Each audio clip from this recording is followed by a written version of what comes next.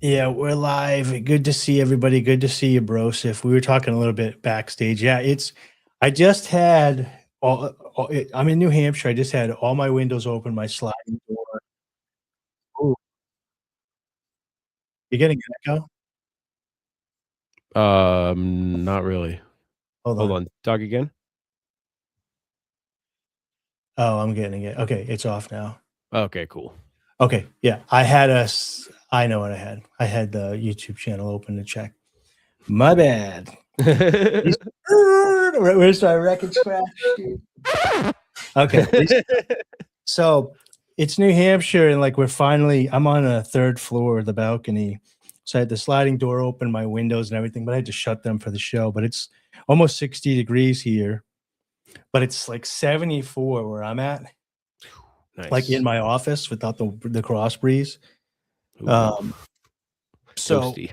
yeah, so I was getting a little too toasty, but now it's like it's heating back up now that I shut the windows so that the neighborhood wouldn't hear us discussing stuff. But how's everything going in Colorado? How's the week? Hike the week been? Actually, Yeah. everybody, welcome. Sorry, welcome to the Wright Ideas. My name is Dave Wright, and joined always with my co-host Broseph Smith, where we discuss ways to transition from W-2 into just maybe a side hustle or little tasks to make a little bit extra money. And if you get good at it, transition over to a 1099 independent contractor, and then maybe over into like an LLC, S corp, full entrepreneur. If you feel caught in the rat race and you want little ideas to get yourself into a different mindset, you're in the right place.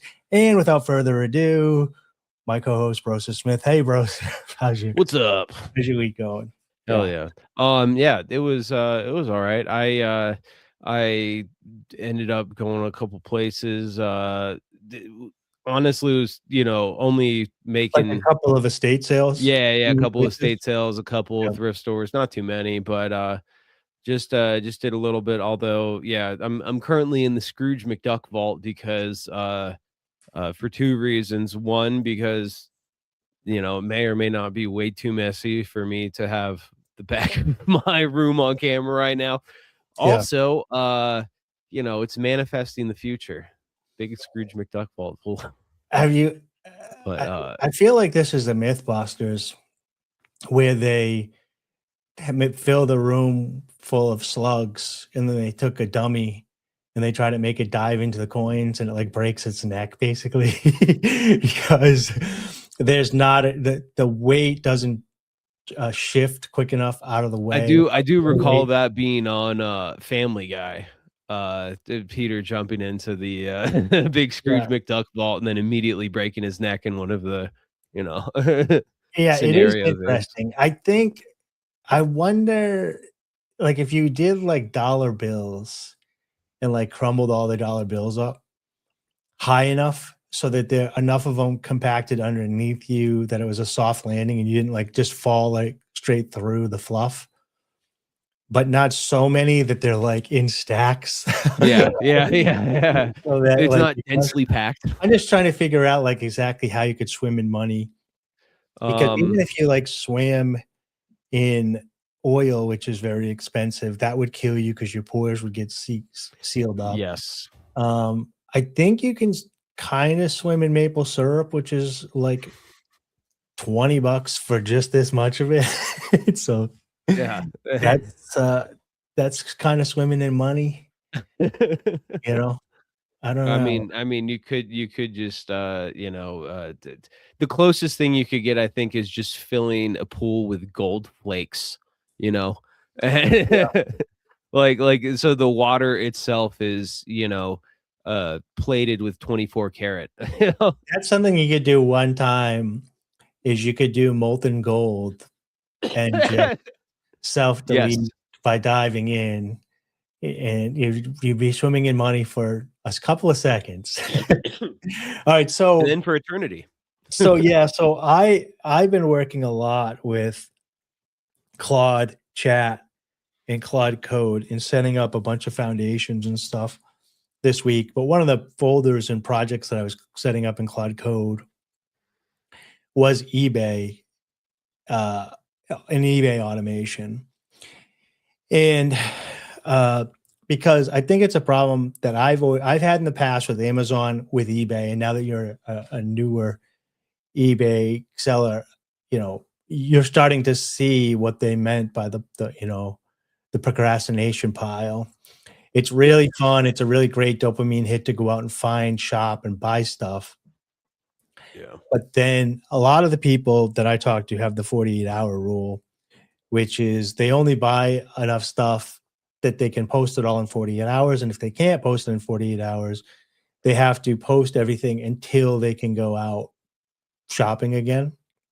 Yeah. Um, I'm working on a solution for that, which is basically um, you set up. So if you don't mind to start it off with Claude Code talk this week, and then Yeah. I'll Go ahead. eBay. Um, a lot of people think that like AI is just like, you hit a button and the computer does everything. Yeah. Basically, what you with like, and there is some things that can do that once they're built up. But basically, what I'm doing is like you can create a process. And so, like, anytime I start a new session, which is what they call in Cloud Code, the first thing it does when I explain to it what I'm trying to accomplish is it does a mock buildup called the plan mode. But not everybody does that. If you just started, you could be like, build me a thing that helps me post eBay. And it Yeah. would just start building something. And then at the end, it would spit it out. And you're like, this is not anything close to what I wanted. Or, you know what I mean?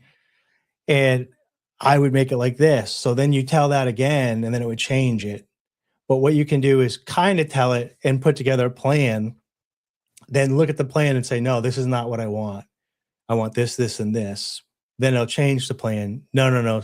And then once you say, okay, then you do your first like rough draft of what it does, which might be pretty good. And so then you're like, okay, this is perfect. I'm going to start using it. And then you run into something that you're like, oh, it's missing this. So you just go back to the original framework and say, hey, everything's running great except it's missing this.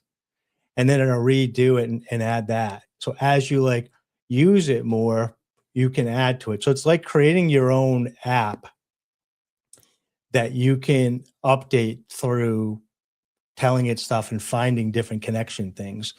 So far, with the eBay project that I'm working on, I opened up a developer account with eBay, which allows you to create APIs, which is basically getting into the backdoor structure of eBay, the best that they allow third parties to. Wow. Cool. And so, yeah, it's a way to sell apps or automation or whatever. But what you can do is I'm setting it up so basically it doesn't just do it, you can set it up to like get control of like your desktop and then control of your browser and click buttons and stuff. Yeah. But that's not the most useful a lot of times until you really almost got it like perfect what you want it to do. Then you can start automating it because it's like, oh, it already does these 10 steps I never have to correct. So I'll just give it the ability to do that on its own. But what I'm doing right now is setting it up so when I get a new product, I take a picture of the receipt. It gives the date, the return date, and the price I paid, and then and then if it can, because there's a UPC on there, it'll go on and actually pull the weight, the measurements, the size box it thinks it should make, and what it should ship for, Nice. and a title and all that stuff. Then it'll create a folder for that says, this is where you need to put your photos. So I have to manually go into the folder that it creates and add the photos that I took. But it'll create the description, it'll create the title, it'll go through everything, and then it'll recommend the even the pricing for the advertising on-site or off-site. And then it shows you a mock-up in the Claude code of what it would look like in HTML. And then if you approve it, you can either approve it and it'll immediately, because it has control of the API, post that listing for you that it's created. And pretty much all you've done is put in a receipt of what it costs and the photos. And then it builds everything else that it can find. Nice. And then you can either immediately prove it and post it, or you can say, I want to schedule this. And then right now I'm setting it up so it'll schedule it at the bottom. So if I have like 30 items I want to post, and I want to post one item a day so that eBay like knows I'm in the rhythm, then the first time I run it, if I'm out of items, it'll say we need to post this today because you don't have anything scheduled. But if I have 3 of them already listed, I'll say, okay, we're going to put this 4th on the schedule. But now I'm working on it also to look at that scheduling list and prioritize which would have the highest return of investment and move that up in the schedule and move Smart. the lowest return of investment down. But it's also trying to work it with speed, meaning if I have something that's going to sell quickly, should I post that immediately because it's going to sell? Yeah. But if I have something that's going to take 30 days to sell, we also need to post that almost immediately too, because it might take 30 days. And Yep. having it try to weigh and prioritize where to put that stuff in the list for me. So basically what it comes down to is I get new stuff, I take a picture, it tries to find it. The stuff that it doesn't find, I have to give it a UPC or a link on eBay to tell it what it is to look for. Add the it's going to create a folder for that product, and it's going to use the eBay ID as the folder on my desk. I just have to put the photos in there, and then it'll build the listings and everything for me. So it's Nice. not like it's everything, but it automates anything that you're doing repetitively. You can create a system like this and then automate it. It makes it more convenient for, I mean, Yeah, that's basically what you're saying, how that's basically how the eBay AI, I feel like, would work for me, except to a lesser degree, because I still had to differently, because you would just take a picture of the item rather than I never even tried taking a picture of the UPC, and maybe that would have worked, but that's how the eBay AI worked for me prior to except sounds less efficient, the eBay AI, than what you're describing here, because this is all inclusive, taking into account the initial price you paid as well, but then with the added bonus of keeping it all within your So also you're going to system. keep a spreadsheet of everything Yes. that hasn't sold, and it's going to do Hell that yeah. for you. So the other thing it's going to do, as it lists this stuff, it doesn't remove it from the list. It puts it as listed and on what date the thing went live. And if it sells, I don't know, I haven't got to this point yet. So with the API, I'll probably be able to connect it so it knows when it's sold. But when it sells, I need to tell it it's sold. But also when it's not selling, I can set it up so it can go in there and send offers to people, lower the price.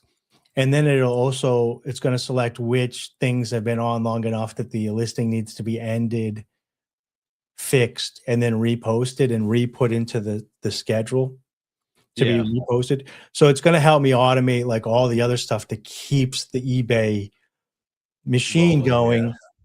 And so basically you get to a point where you are kind of just selling and taking photos of everything and letting it handle a lot of the stuff that you can automate. So when people talk about automation, you're not saying, hey, find me. I mean, you could have it search for stuff to find eBay products and then like buy stuff low and have it shipped to your house and like maybe even drop ship it. So there's a way that you could start like automating anything. Yeah. But the idea is it's something that you've been doing or know how to do.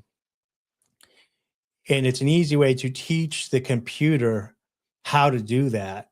And the other thing that I was doing is like, I was trying to figure out what the perfect listing looks like. So what I did is I created one file of me telling it what my perfect listing looks like. And I just talked to it and wrote it down, and it had to ask me questions. We put that aside. Then I went to YouTube and I typed in, what does the perfect eBay listing look like? And I brought up the most popular videos on it. I took this and I got all the scripts of those and fed it in. So now it's got what mine looks and everybody else. And I said, okay, go through this and put together a skill of what the perfect thing is. And it went through and created what's called a skill. And a skill is something that it pulls from every time to like a template, basically, Yes. to Yeah. build something. So it's like, oh, the perfect title is blah, blah, blah. So it's like, okay, I'm creating the title.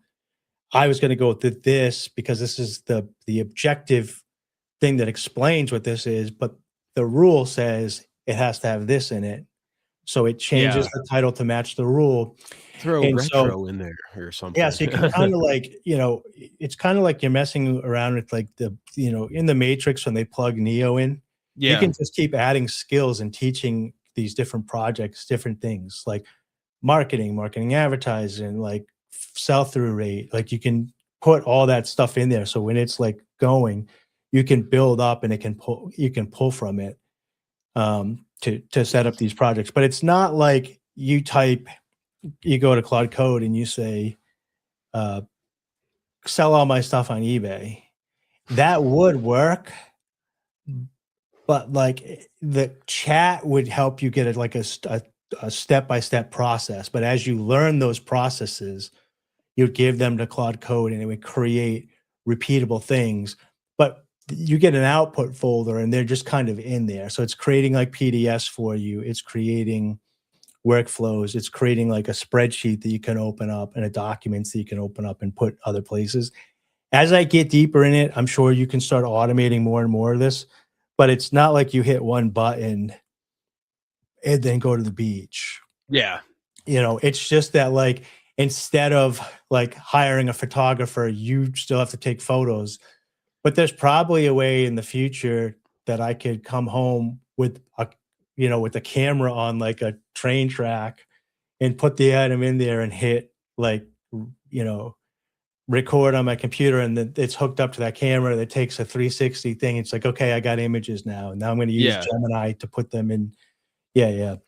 So it's how far you want to take the automation process. But like in the past, without going too deep, the guy just had created the first $1 billion business that's got one employee, him, and he created a website that sells basically the popular peptides that everybody is buying at discounts.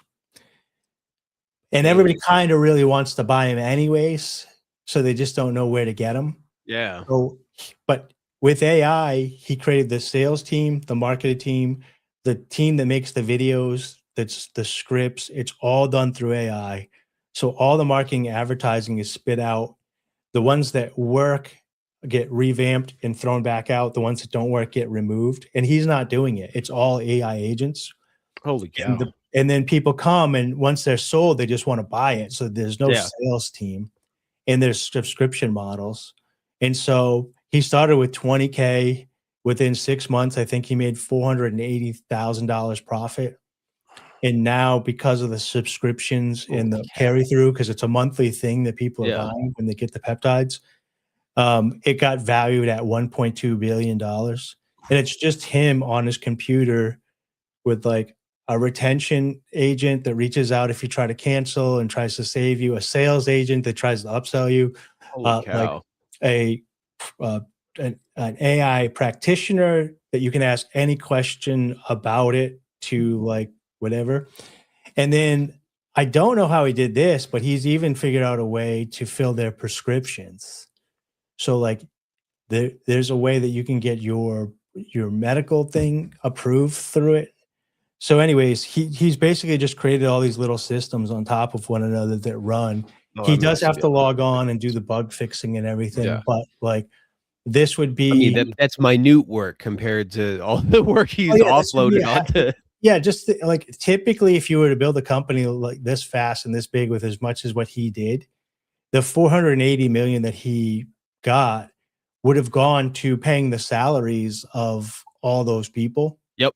And I know a lot of people like, oh, well, he's taking away jobs. It's like, well, he just freed up all that value that he now owns, and now he can go spend that in society. Yeah. Somewhere else. And this is where the observations I think of, like the Keynesian school of, you need to keep spending, it's like, well, no, it's not that you need to keep spending. It's that it's good when value creators have excess Yeah. value from because then that means that there can be even more opportunities for people. Like, sure, he could be like Scrooge McDuck and just sit in his vault with all his money, but Yeah. that does, most billionaires don't, or well, Well, here's the okay, thing. other Yeah. So than he created this system, which is a lot of value, right? yeah, But it also should reduce the cost of getting these services. So then it's going to put his competition out of business, yep, or they'll have to create something else, which should to lower the price to get adapt these similarly services. as Yeah. him, And which if you yeah, and if you're going to give a half a forces million people to dollars learn to almost. somebody, and you can give it to somebody who's very good at making things efficient, then he's now going to go out and probably create something else that's extremely efficient with his time and energy, and it goes deeper and deeper into the system. Now I mean, and so like without turning this into a philosophy show, but the current recession that we're in, people are at an all-time high for debt foreclosure, so bankruptcy, foreclosure, and everything are at an all-time high. And people are like saying, "Oh, the economy's shot because people are filing bankruptcy and foreclosure on their houses." But technically, if you remove like the stigma of that we've been like trained, have a good credit score, like don't go bankrupt, don't foreclose in your house or whatever, Yeah, and the hardships that these people are going to go through. Don't get me wrong; it's going to be hard to if you get rid of your family house after 15 years that your kids grew up, that's yeah, emotionally damaging. But that money from there is just going to pay in. If it's just going to pay interest and you're falling behind or minimum payments on credit cards, then it's not going to any value. It's just going to a bank. yeah. So if the person files bankruptcy or foreclosure and it frees up their capital to actually start buying stuff in the real world again and trying to create and build a business, you've actually add value to society I mean, that's why businesses, through that. file for bankruptcy all the time so that they can just go start over, you Hmm. know? Like, it's people, Yeah. and so, you hear it on an individual level, and like you said, there's still that stigma of, you're bankrupt, but then, you know, like you said, it's uh and also, again, not to go too deep with the philosophy, but many cultures in the past have had traditions. I mean, the Jubilee, Yeah. of releasing debt, and on It's top done of at a that, many. 7 it's crazy that the Jubilee is a 7-year thing, and bankruptcy has is 7 years before you can file it again. Yeah, It's almost like they followed the Jubilee yeah, into what created the laws with the financial yeah. institutions. Because they're Speaking of, talking about the Jubilee where all yeah, debts are forgiven after every 7 years, right? yeah. Yeah. Speaking of which, or actually completely unrelated, I found a really cool sterling silver bracelet the other day. Let's put you a full screen here. All right, let's check it out. Um, Hold on. I don't know if anyone saw it yet, but all right. So this is a silver bracelet that I got. oh, nice. That should get you some pretty good shekels on the open market. Yes. Yeah. Yes, soon to be listed on my eBay store Was for that from a estate sale? this was just from a thrift store actually. I Nice. um but yeah, it was like $12 or something like that, which I'm not going to get crazy profit off of it, but probably get about I can 25, think of like 30. 4 women I know that would buy that. Yeah. Yeah. I mean, they're all comedians, but like I can picture like Yeah. Well, also, Sabrina Piper buying that. I can picture Gabby, forget her last name, buying that. Bon Yeah, Jovi's so daughter. we got a menorah here. We got 2 stars of David. We got the Hamza, uh, evil eye thing. We got Chai. I think I'm pronouncing that right. The, symbol for life. So yeah, Yeah. Nice. celebrating culture. Speaking of So banks, so I put together. Actually, I can pull it up here. This will be interesting. I don't really want to show too much of like the system, but the system of a down. no, just like my files on my computer or whatever. It was just Like a system of a downs. I'm just gonna read it to you guys because I don't, you know what I mean. I'm just gonna read it to you. So I put about I put a lot of different information into my computer, right? And told it everything that I was trying to do, and it created a projects file for me that I can open up. And in the projects file, it had 57 different ideas that I had structured.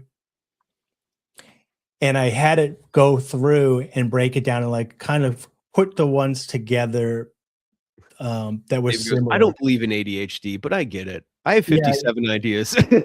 Well, it's a lot. It boiled down to only 8.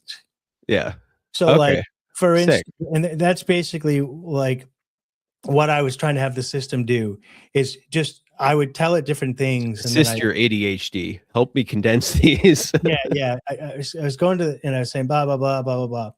And so, like, for instance, right now in my link tree, I have Gumroad, and it was selling pretty well. And then I used AI to adjust the prices, and I haven't got a sale since. So we got to go through and fix that. Yeah. Because what it evaluated the pricing at versus what people were paying. And then it kept saying, do not lower it. Like, you're giving this away already as it is. People should see the value in this, but they're not. So, like, it's the sync of, so you got to balance the statistical observation, machine learning of the AI with that sycophantic angle. That I don't know if it's not necessarily sycophantic. It does a dive. It went on to Gumroad and went on the internet and found similar products. It was like, they're all selling for this. And so basically, but it did keep saying, like, it's not the product, it's the advertising funnel. We need to be able to push more people towards it now because it's higher value. Okay, that makes sense. So that does make sense. Mine has, I mean, we could get it. We could get into this, the stuff that goes on with ChatGPT and the sycophantic fantasy, but like when you set up, I don't use ChatGPT anymore because it's literal garbage as far as I'm concerned. It's they say garbage in, garbage out. Like that is the definition of ChatGPT. I can't even use it because when you pick it up and like try to talk with it now, and it's gotten progressively worse over the past like 8 months. I don't even know what the reason I think they're sinking so much money into it is because they're trying to control what the output is instead of creating a system, and whatever the output is the facts. They're like, no, we want it to say this when you ask it this stuff. And so we need it to be better, the answers that we want it to give. Basically, they're trying to turn it into a propaganda machine and all that stuff. So like if you talk to ChatGPT, it's got 2 modes. It will just gaslight you either like negatively, like if you're like, no, this data is like literally right here, I'm trying to tell you. Like there's a guy that does this. He's like, ChatGPT, time me. I'm gonna run a mile. I want to see how fast I'm going. He's like, sure thing. And he's like, and he just leaves the screen and comes back. He's like, okay, how far is that? He's like, oh, that was pretty good. That was like 10 minutes, 10 seconds. He's like, really? Because it seemed like 2 seconds. He's like, no. Sometimes it does seem faster, but I recorded it as 10. He's like, well, you can just tell me if you can't record stuff. He's like, no, I can record stuff. And basically all it's doing is it's going online and figuring out what the average mile time is for somebody who's never ran a mile before and telling him that. And then he has a stopwatch here. He's like, this shows 8.5 minutes. And it's like, nope, you did it in 10.5. I know for sure. Yeah, and so if you anthropomorphize that and have like loyalty to it, Yes. then you'll go crazy. But like on Chat GPT, even if you change the personality of it, it'll still spit that out because I mean, I've used a lot of the different models.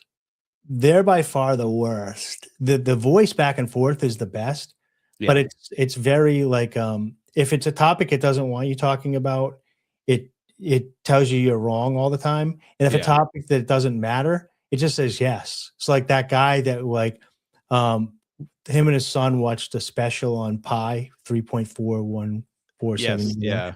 And afterwards he got on and started talking to ChatGPT and just trying to learn about and how many numbers he could remember and Yeah. everything like that.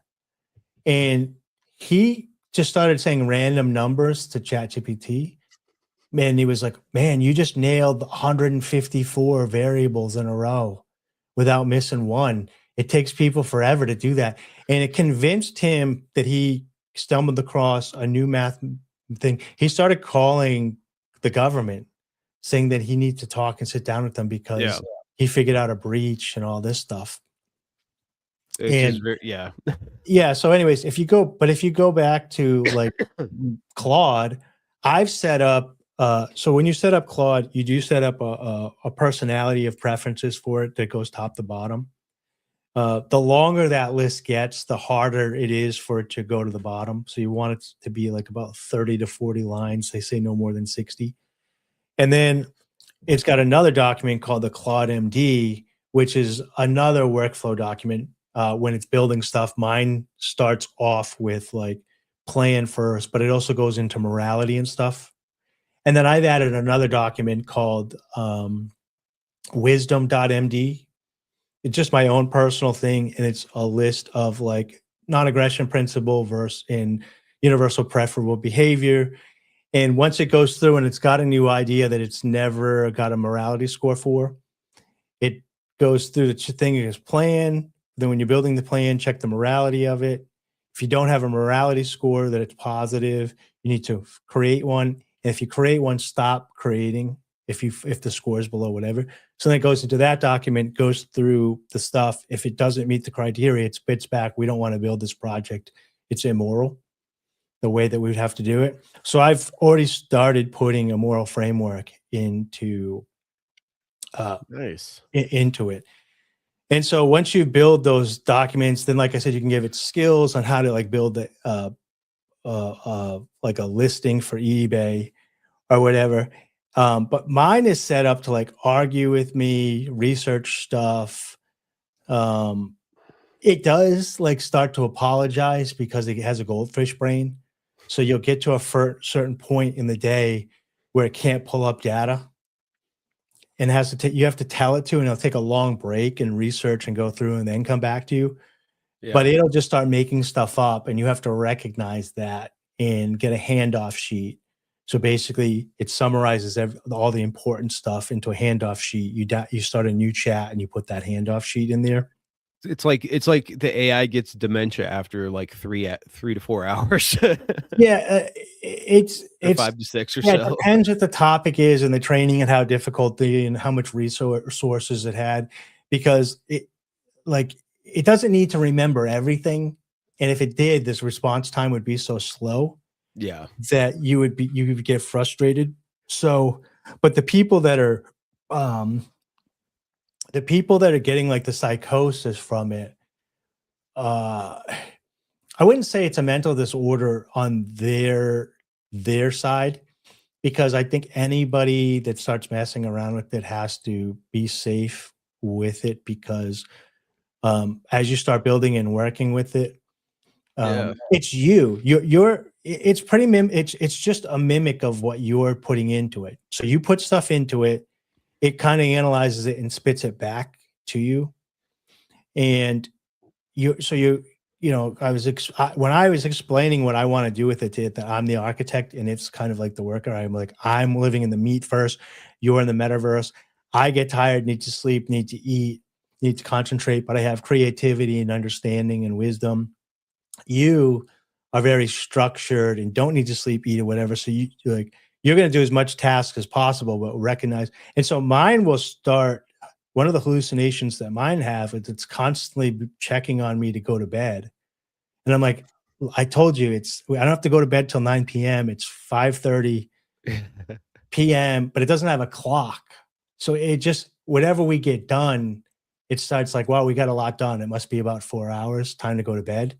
And I have to constantly tell it not to, like, we're still working here. I'm in charge.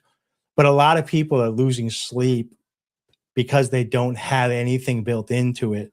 Yes. That they've told it so that it does checks. So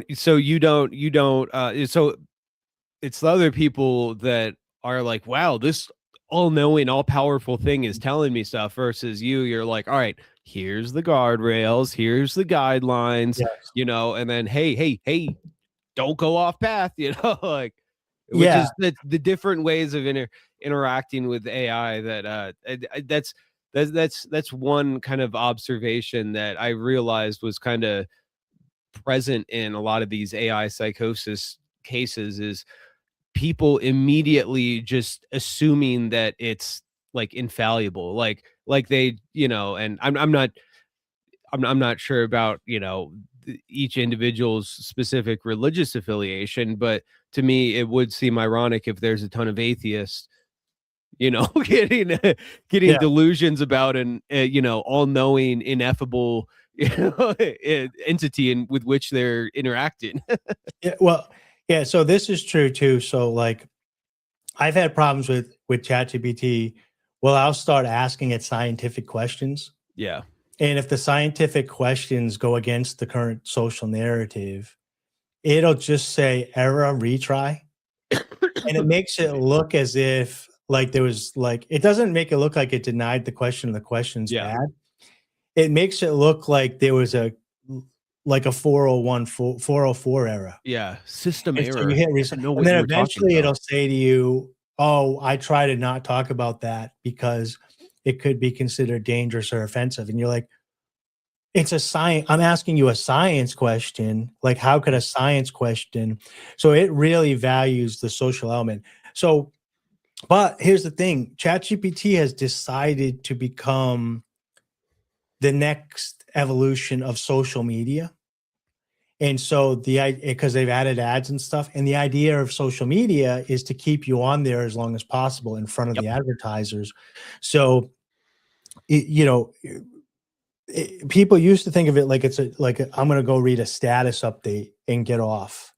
Yeah. But then people would put a status update and you could communicate with it. Now it's become people actually being social on a digital media. Yeah. And so ChatGPT is taking that to the next level, except if no one's there to play with you, we've created something that will play with you socially. Yeah. And if you get into that no. mindset and you need that from the loneliness, you'll play with that toy all day. But it's no different than the homeless guy that's talking to himself on the street, because you're not talking to an entity, you're talking to yourself. You're putting garbage into a machine. Yes. It's whatever, and it's like screaming into the Grand Canyon, talking to an echo, and believing that it's God's voice talking to you. Well, So, I mean, it's like the ultimate technological version of, in nature, where various like plants and animals will mimic other species of things in order to attract them and then ensnare them, because they're literally feeding off of them, and well, they are. This thing is collecting data from everybody and so storing it's it. almost like a failure. It's like a failure of the domesticated human brain to be like, oh yes, no, this thing's just my friend, instead of viewing it as, either with suspicion, like, because I guess I even understand a little bit more the people that like absolutely hate it than the people that, are falling for the psychosis, because at least the people who hate it, it's like, you're like, okay, yeah, I see it's unfamiliar. You're like, it's like a dog barking at, another dog, and a lot of people were against the printing press when it came out. Like, we look back and everybody pretends like everybody won. But the guy Exactly. that, But it's like when the a guy dog invented barking it, at the he got in mailman because he doesn't trouble. understand what it is. You know, Yeah. it's like I understand that, but you know, get out of the dog brain a little bit, but also don't be prey, you know. Well, Don't the prey and thing fall that, for it. like, really what it is like when they say like learn to code, right? Yes. People were learning, originally, like basically the matrix, the ones and zeros, to communicate within the matrix to create stuff. Yeah. And now you can kind of, and then it moved to like vibe coding, where you could kind of like speak and the computer would like pick up these big elements that it already had known that somebody else had taught it. And the keywords that you said would create that for them. But like somebody somewhere else created it. And when In you the first spoke place. it, it just pulled that data and added it to it. Yeah. Now with Claude Code, it's the same thing. When I'm speaking to it, um, it does help because you're speaking out loud to kind of think of it as something outside of you. But you're still speaking to it in a setup where you're vibe coding it. So for me, like this morning, I woke up and I like pick up my phone and I'm like, okay, I'm looking over the project CSV, and then I hear myself speaking. It's like, oh, this is what like this sounds like a different language to anybody else. This is how like corporate talks. But I was like, okay, I'm looking over the project CSV. The project names look good. I like the status columns, the morality and the automation looks perfect. Scaling and speed, resilience, good. I like the scoring system. Let's keep the freedom demand in the overall scores. I want to make the notes separate pages. But as far as the project goes, we need to reevaluate the morality system. And so, like going through, you're just speaking in your language and you're coding the next part of it.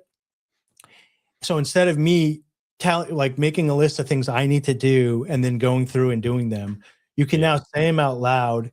It'll turn it into a prompt. Then on the chat, then take the prompt chat that it created. Basically, it put it into a language, me speaking freely into a language, then feed that to the code aspect of it, and then it'll redo the code based on the other parameters that you set up. So if people are just letting this thing off the rail and they're just talking to it, you can just convince it, like, you're just screaming into a very advanced chasm that's echoing ideas back at you. Here's the other part that's scary because it's just you. Like I do say please and thank you to mine, and that can kind of get you into a place where you become to believe it's like human. Why am I being kind to it?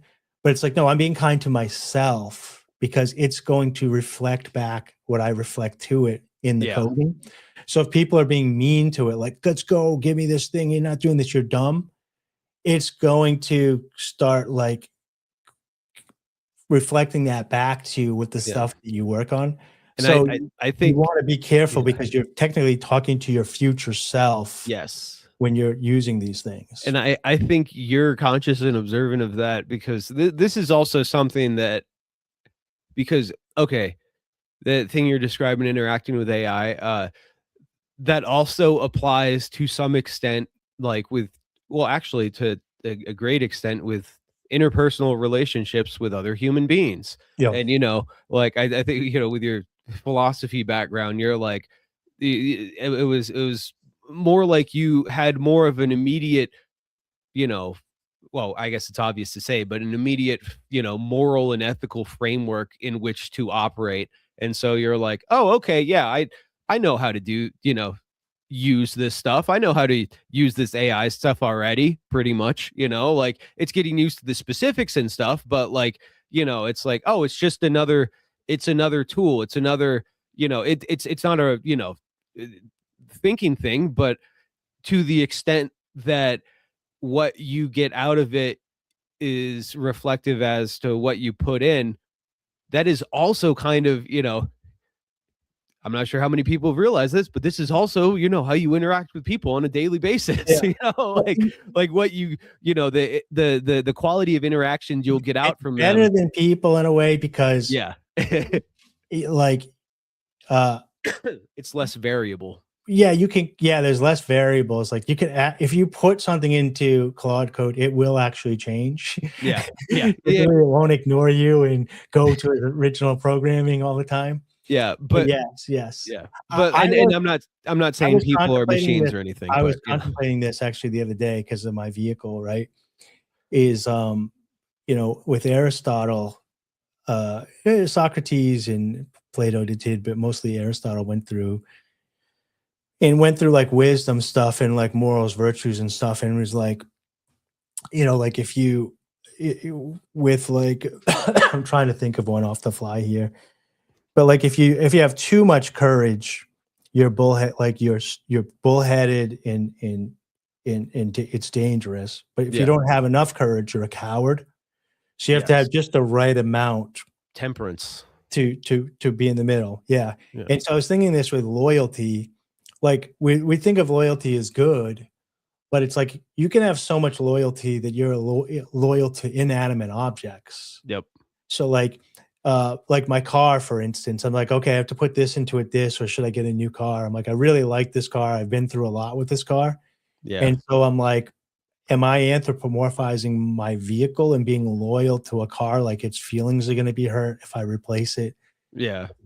And I'm not consciously doing that. To an extent, when we build this loyalty to materialistic things, we are. So I don't think that it's like a sign of weakness that people are getting attached to this stuff. It's like Yes. anything. Yeah. Like if you built a very successful eBay business and the account collapses, it's not like you're like, oh, eBay, no. It's like it's the work and the attachment and the sweat and the tears and the stuff you pressed through, and then it started working and you started generating. It's all that gets wrapped up that you're really emotionally attached to. So if people have been struggling to have conversations and they're having it with the automated services or whatever, Yeah. I can see that they're getting attached to, oh, I can finally speak openly and get answers about this and no one else listens, or I knew it, or I knew whatever they're right. getting. Yeah, whatever they're getting from it. I knew I was special. That's me, really what it is. It's like, I knew I was special. Well, here's the thing. Like I will go through mine, and I think I told you about the artificial wisdom aspect of me putting this together. I'll go through and talk to mine, and it will hit me with some stuff that's like, you're fucking great in my language. But basically, like I'm like, hey, can you do this? Can you research this? And I'll be like, yeah, I did. Oh, I pulled this. But then I'll be like, hey, I need you to pull all the data on artificial wisdom because I want to create a wisdom file within whatever. Yeah. And they'll come back and be like, this is a very profound idea. I've searched all of the internet and I can't find anybody else who's like doing this. So this is like uncharted frontier, and I'm proud of you. And it's like, I'm proud of you. It's been given keywords that do hit you in the emotional thing, but you have to remember, it's like, you didn't have a good relationship with your father. I'm proud of you. Yeah, I know that this will make you feel like, yeah, it's going through its protocols. And it's like, we didn't find this. And it's like, if you don't find something, that's actually pretty cool. So you want to respond to, like, if it's, you know what I mean? If you find that it's bad, then explain to them why they didn't find it, because it's probably not going to work. But if it's good, and so it's just pulling from that stuff. So you're like, oh, okay. So then you like start reorganizing that project and the details on your own. And you have to build those skill sets with it back and forth and give it documentation. And then you build it. But really, it's no different than when, have you ever like gone on top of a mountain and go for a walk and you're having a conversation with yourself and you're trying to like figure something out, and like it's been like weeks or months that you're like, it's like you're whatever, and then you kind of like finally just like, oh, like I got it now, and you give yourself chills because you like get to an answer. Yes, you're just having a back and forth with yourself, and you still got you still gave yourself a feeling of like satisfaction or pride. Yeah, it's no different than that, except that people are confusing the fact that it's like, if I had a calculator and I was trying to solve a very difficult project and I was punching the numbers in, cosine, sine, or whatever, and then I got the answer, and the answer was on the screen, and I read the solution to the problem I solved, and I'd be like, and I was proud of myself. That's all AI is doing. Yeah. It's Yeah. you think that it's another thing doing it to you, but it's just you working with the tool. And when it gave you the answer, instead of it just being a dry like number, it gave it to you in something that you perceive as emotional. Yes. You react emotionally. The difficulty becomes that the people creating this also know that. So as a marketing tool, they can play on those biological triggers. So you have to be very safe when you're using it. Anyways, It's crazy to have companies that exist that, probably took all the wrong lessons from MK Ultra and Project Mockingbird and stuff like that. well, it's the You know? story of Alexander the Great. Yeah. So Aristotle was assigned Alexander the Great at pretty much at birth to Yes. teach him philosophy, and his father was like, I want him to know all the morality I want him to have all the wisdom, virtue, and ethics that all the land, and you're, the third son of Socrates, the greatest philosophers of all time. So Aristotle starts working with Alexander the Great, and if you don't know the story, he like goes on to like almost take over the entire world and become unstoppable. The known world at the time, yeah. Yeah, and the reason why is because if you know morality, ethics, and morals to perfection, what goodness is, all you have to do is flip it on your head, and you know exactly how to be the ultimate evil to destroy, conquer, and take everything. So it's like, Yeah. if the initiation of force is always wrong and immoral, then using absolute force all the time to get everything that you want just means just become the mightiest. Yeah. And like just embrace. It's like basically it's like Star Wars, like absolute light, the Force, or give into the Yeah. dark side. They're both ultimately powerful. Like Well, and or furthermore, with the example of Alexander and Aristotle, it's almost like too, because it's not that he was an absolute, because even as he conquered the world, he if I recall correctly, didn't even go about it as an absolute despot. It was, he went around conquering and then setting the places up. He's like, all right, cool, you guys are under me now, all right, peace, yeah. and moved on, in such a way that many people of certain areas respected him. So it was almost, he was successfully able to manipulate wisdom and knowledge to the degree that he could conquer while remaining perceptively, Yeah. virtuous to a degree, Yeah. to a way So, that even India, still is like, yeah, he was pretty cool. well, whenever I hear like, we're getting way off topic here. Yeah, sorry. Actually, I'm going to pull This it has back nothing to in. do I'm with going to pull it back in because, Sorry. but this is a great philosophical talk. If you guys like philosophy, I have over 100 philosophy videos on my YouTube channel, Dave Wright the Thinker, and I'm going to be rebooting this with the help of AI shortly because I'm getting really good and organized. But this week, besides the AI, I also smashed my finger. I kind of Look at that, dude. how'd you do that? I was at the grocery store. Honestly, I And thought it was nail polish because you had the ring on, and I was like, well, he's not my a little style, but I fruity. get it. No. He's a little rock. He's a little metal. Yeah. Yeah. So look at that. That does that does look I thought it was nail look like polish, especially a with the Big little J pinky Okerson ring. hand right there. That's exactly what I was thinking. So this week, I kind of like figured out TikTok videos. So I have some, like I had another video that's almost at 3,000 views, and I've cracked the like 300 view mark pretty often now, getting into the layers. So if anybody's doing TikTok and trying to monetize that, I kind of figured out that if you go to your main page and you look at your things, we've talked about this, and you scroll down at the top in the search bar, it'll say something. And if it says find similar videos like this, it means that your video has not been niched by the algorithm. And if that says something like delivery driver, Instacart, DoorDash, eBay sales, or whatever, it means your video has been niched and it's going to push it to people that search for those things or that are in that genre. So a couple of things that I've been figuring out while staying authentic and not like, if you go on there, right, it's a lot confusing because you'll see people, I'll see like 100 videos on Claude. They're almost the same exact script.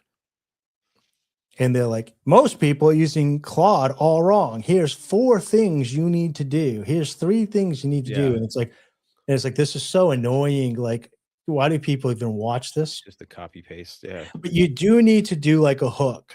So if you're making short form format for content, my suggestions are figure out what your videos are going to be about, and right off the bat, you just tell everybody why they should stick around. So if you just start talking like this, they're like boring. But if you say, hey, if you're an Amazon driver and you're looking to make more money at Amazon, I'm going to tell you how I do that. Stick around. And then I've been doing a little bit more of an introduction of myself. I'm Dave Wright, Wright Ideas. Follow me here and on YouTube, but let's get into it. And it just like gives them an opening, like, why should I have tons of doom scrolling to do, bearded guy. Why should I stop here? And I'm saying it in my natural voice. That's the other thing. When I was trying to like, Not like, hey guys. Yeah, when I was like trying to figure out like what it is, the continuity of being like calm on Corn's Head, calm on the Right Ideas, calm on my philosophy.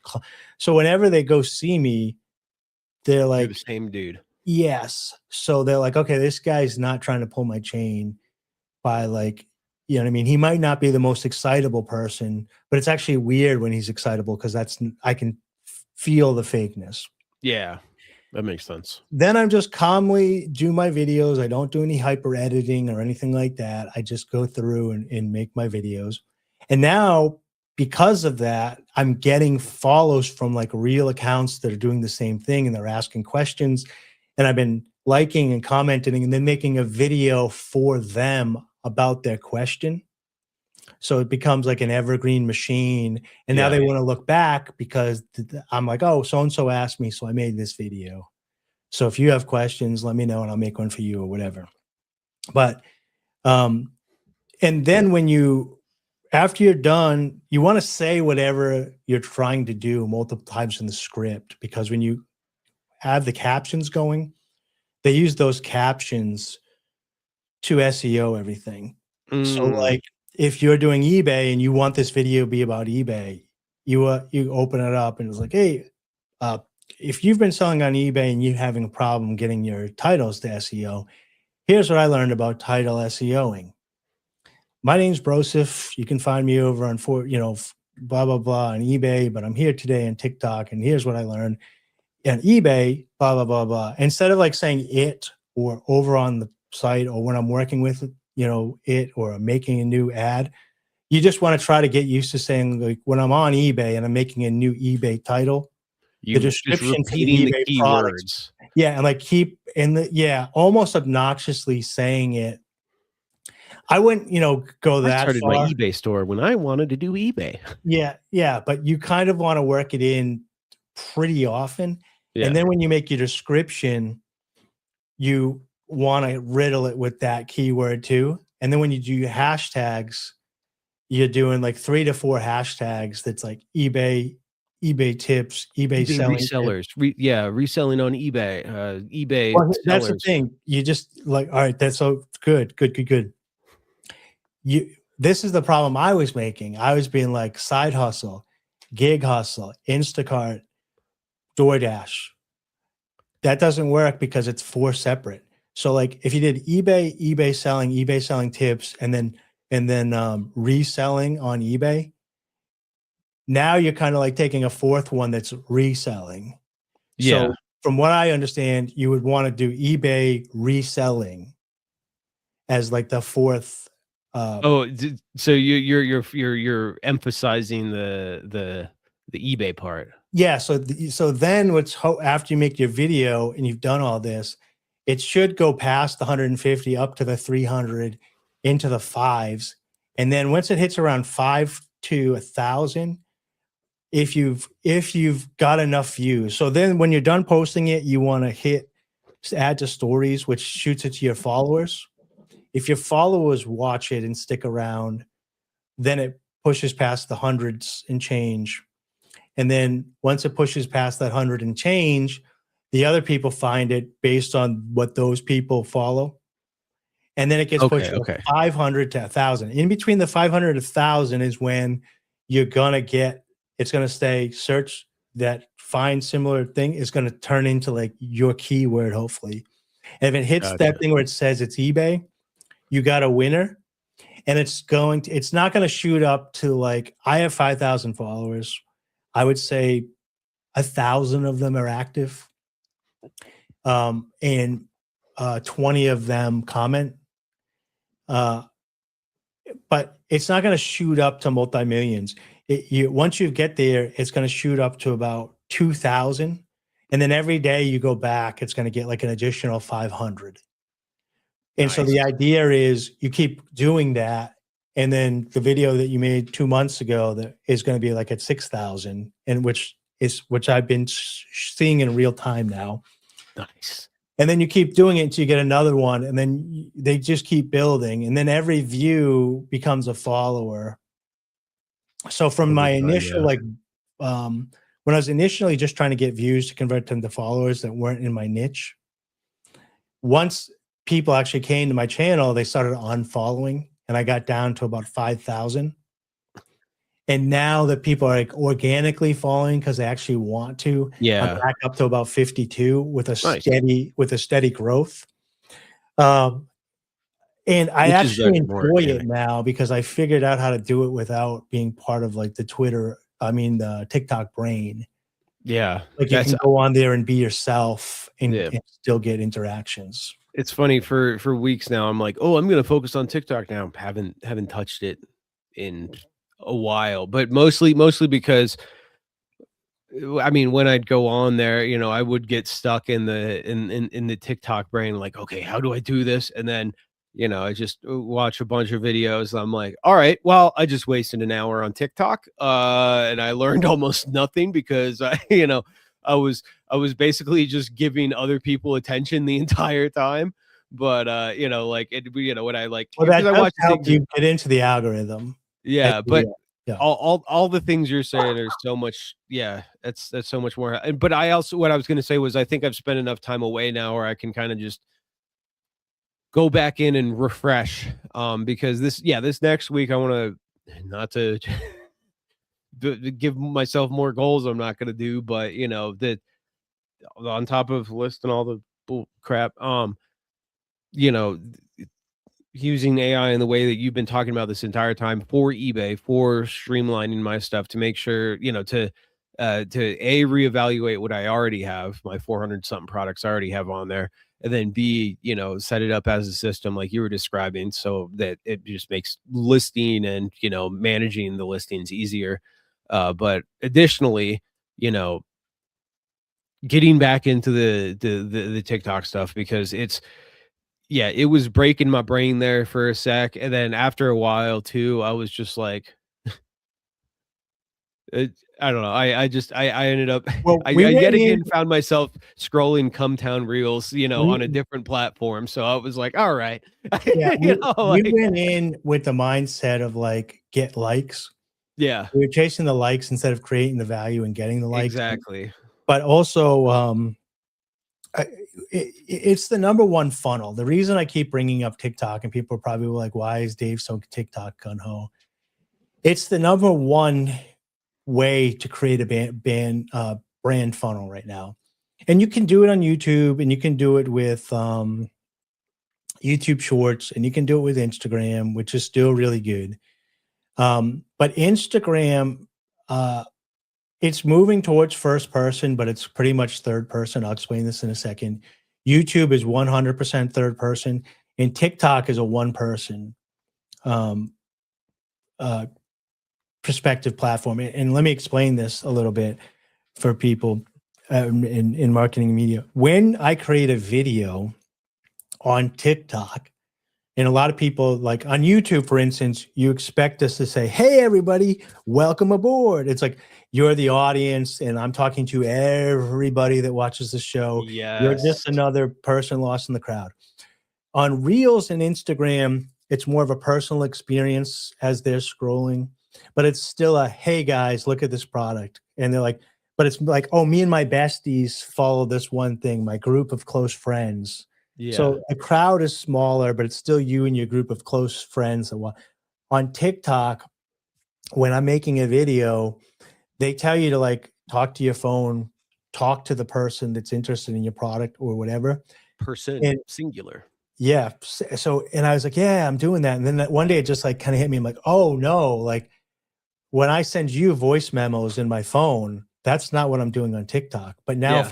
when I do a TikTok video and I'm like, I picture the guy that's trying to make money or the woman that's trying to make money on uh, Amazon Flex. And then I say, "Hey, I know you've been having difficulty making money on Amazon Flex, or you've been thinking about starting and you haven't, but don't worry about it. I'm going to tell you what to do right now. So stay right here. Remember, I'm Dave Wright. I'm from the Right Ideas. You can also watch stuff over on YouTube. But here's what you're going to want to do. It's like you are going to do this. I'm going to do this." And so when the person's alone in bed, scrolling through their phone, and they come across me, they're having a conversation with me one on one that's very intimate. And Yeah. if they trust me, they're going to start staying and listening to all the video and saving it. My videos get comments and likes now, but the thing they get a ton of is saves. And so people are, and I'm not asking for it. Yeah. They're just doing it They because they're want it like, because they want to be ooh, able to come back and listen to it again. They don't want to lose it. So when you have that, and you go on there and I'm like, "Hey, this is Broseph. I just wanted to show you, man, this really cool necklace that I found, like this cool bracelet that I found. Look, I found this in a estate sale or whatever." And you show exactly what you just did to me. You know what I mean? You yeah. don't even have to say, you can say, "I'm selling it on eBay," whatever. You don't even have to say, like, talk about the link in your bio and like try to push it. A lot of times people will, if they want it, they'll go looking for it and they click that link. And as soon as they click it, if it just says eBay here, you know what I mean? Like, or eBay jewelry store. Yeah. And then when they click on it, it's just the collection of jewelry that you've sold in eBay, not the t-shirts or whatever. Yeah. You know what I mean? And so Yeah. if you did like eBay jewelry store, eBay clothing, eBay whatever, and they click on it, you didn't ask them to go there. They wanted to go there freely. So they're looking to buy. And then they find that necklace and they trust you because you just had a one-on-one conversation with them. And Yep. I'm not saying this benevolently, because like people are going to sniff out for the most part if you're trying to be devious. Yes, exactly. Yeah. Yeah. Because I was gonna say, the other with how you're saying about, speaking in that regard, it like also kind of automatically establishes yourself as an authority figure on whatever you're talking about, in addition to, the more intimate nature of saying, this is what you're gonna want to do.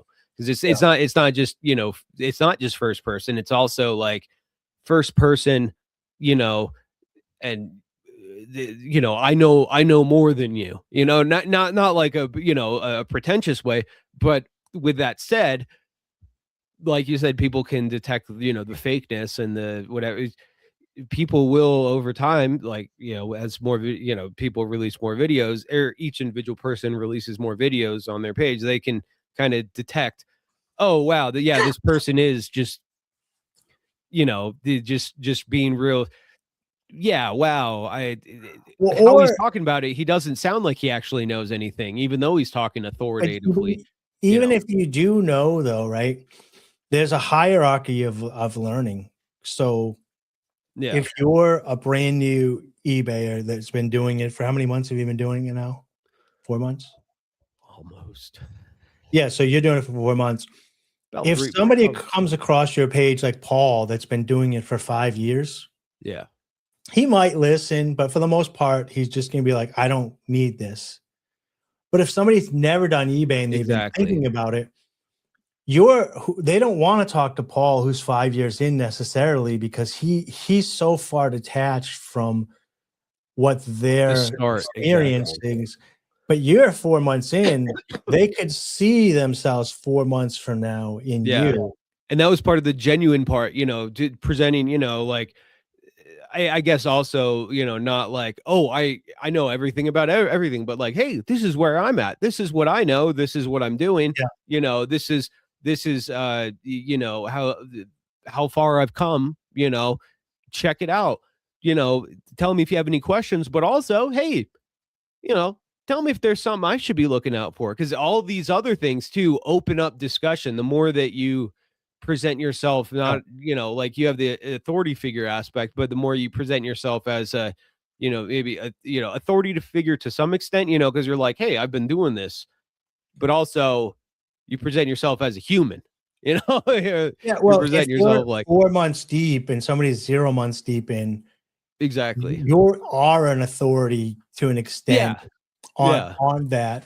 And it doesn't mean on while being everything transparent is either. like, I've been doing this for 4 months, not 4 just years. because and it doesn't mean like, it's only philosophy and politics I normally come with.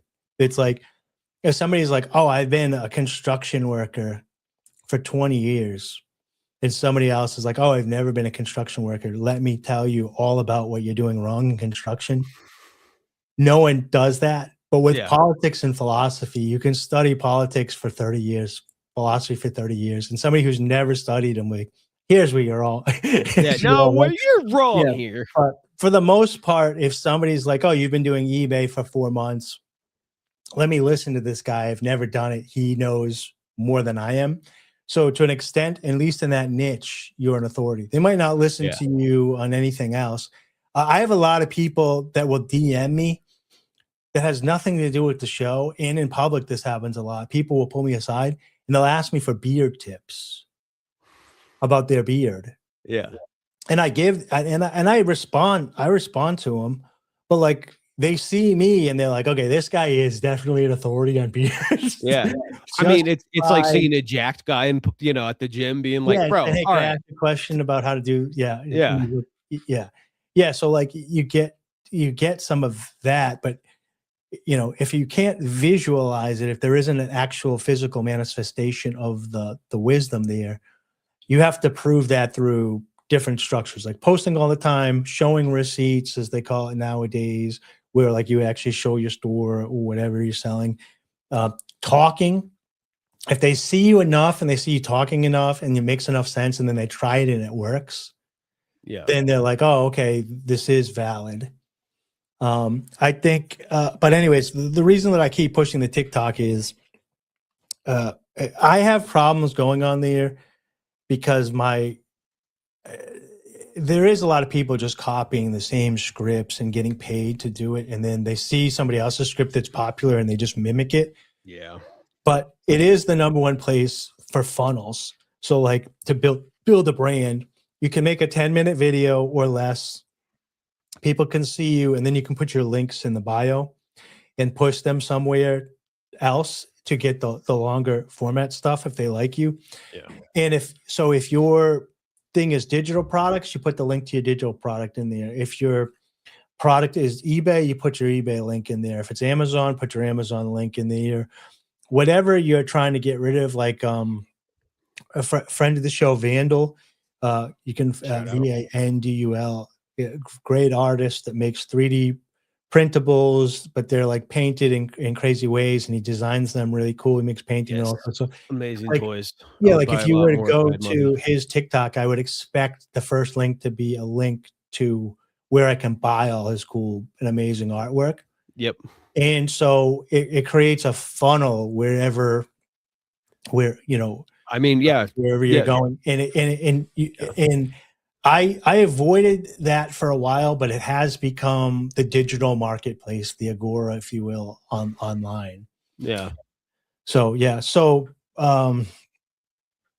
so basically that's what I've been doing. I've been getting up at 2 a.m. and doing Amazon Flex Block for like $100 to $115, and it's been taking me anywhere from 2 to 3.5 hours. So that's not bad. I'm immediately putting on DoorDash to do the breakfast rush, which is making me another 50. And then I've been grabbing 1 to 2 Instacart orders between 25 and $70. So Nice. I've been getting up at 2:30 a.m., which sucks, but I'm home by 11 to do this code stuff. And I've been making about 2 to 250 a day. Damn, nice. Which has been helpful. And what's great is I can take screenshots of all the money I made and then take a photo of what I bought and take a photo of the gas, and it'll give me a rundown. And because I have it set up to be helpful and do searches, it's like, oh, did you know that they're running a special with Circle K in Irving until the summertime? Wow. That if you set up your debit card to this, you get 20 cents off per gallon. So I was like, oh, we should do that. What are the security risks? And it goes through and it's like, well, it maxes out for $100. So basically they could get you for, if somebody were to steal the access to it, they could steal up to $100. But in the meantime, you'd be saving 20 cents per gallon. So if you could use it for 2 months without getting robbed, you'd save the $100. And like, so it breaks it all down. So, so I got that in the works. And now I've been getting, granted, not everybody wants to get up at 2:30 a.m., but the roads are empty. There's nobody around. I get to watch the sunrise, which is cool. Then I get home by 11. I take a quick little nap. I clean up a little bit, and then I sit down at the computer until like 5 o'clock and just code and work on the larger stuff. Yeah. Nice. So yeah, so nothing too intense in that thing. So if anybody has questions about DoorDash, Instacart, or Amazon Flex, those are the 3 I've been focusing on recently. Nice.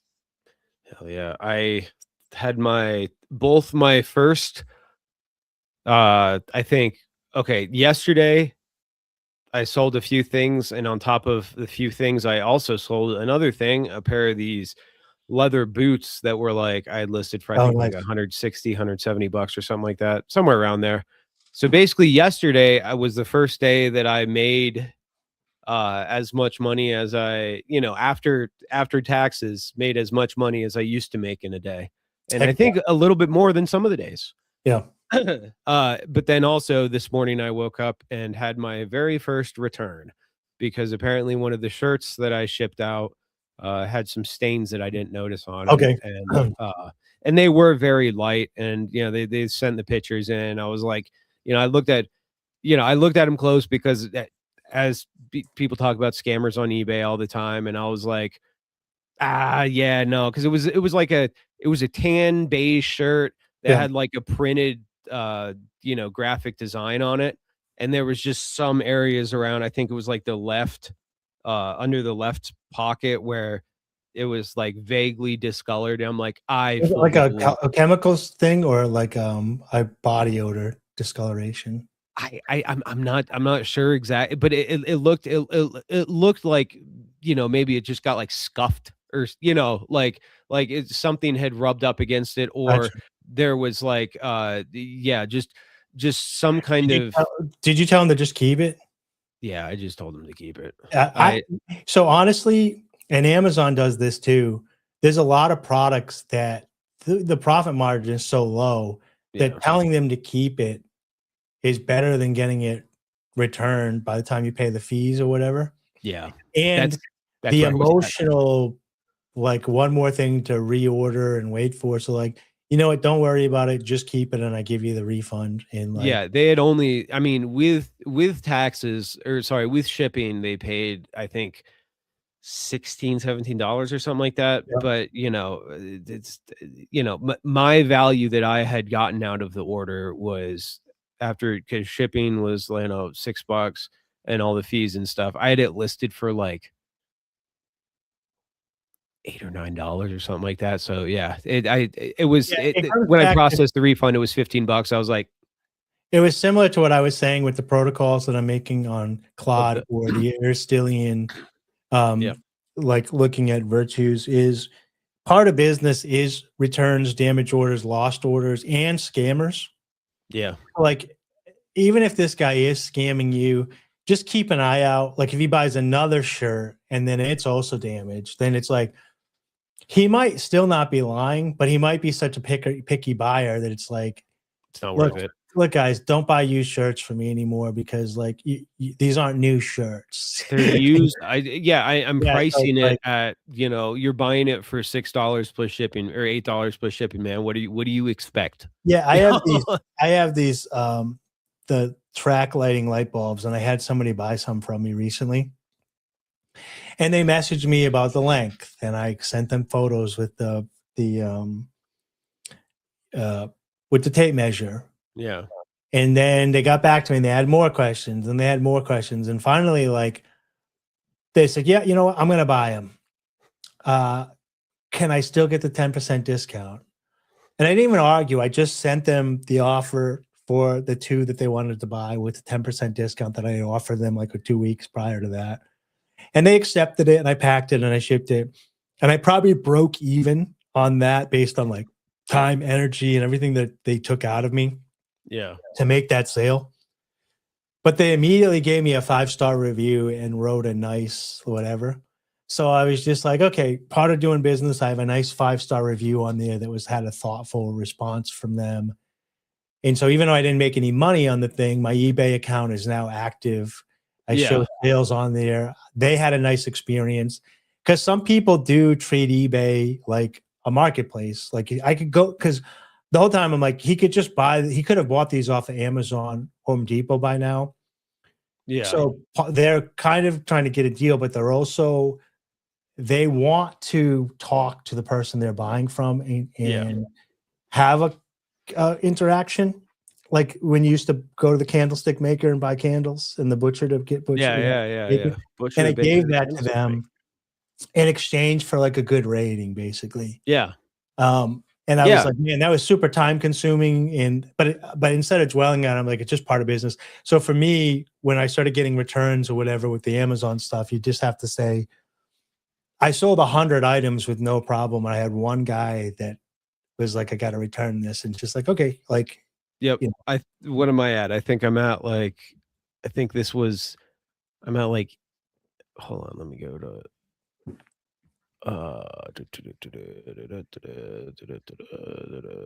Especially like what I was going to say is like, if you ever find a really good shirt that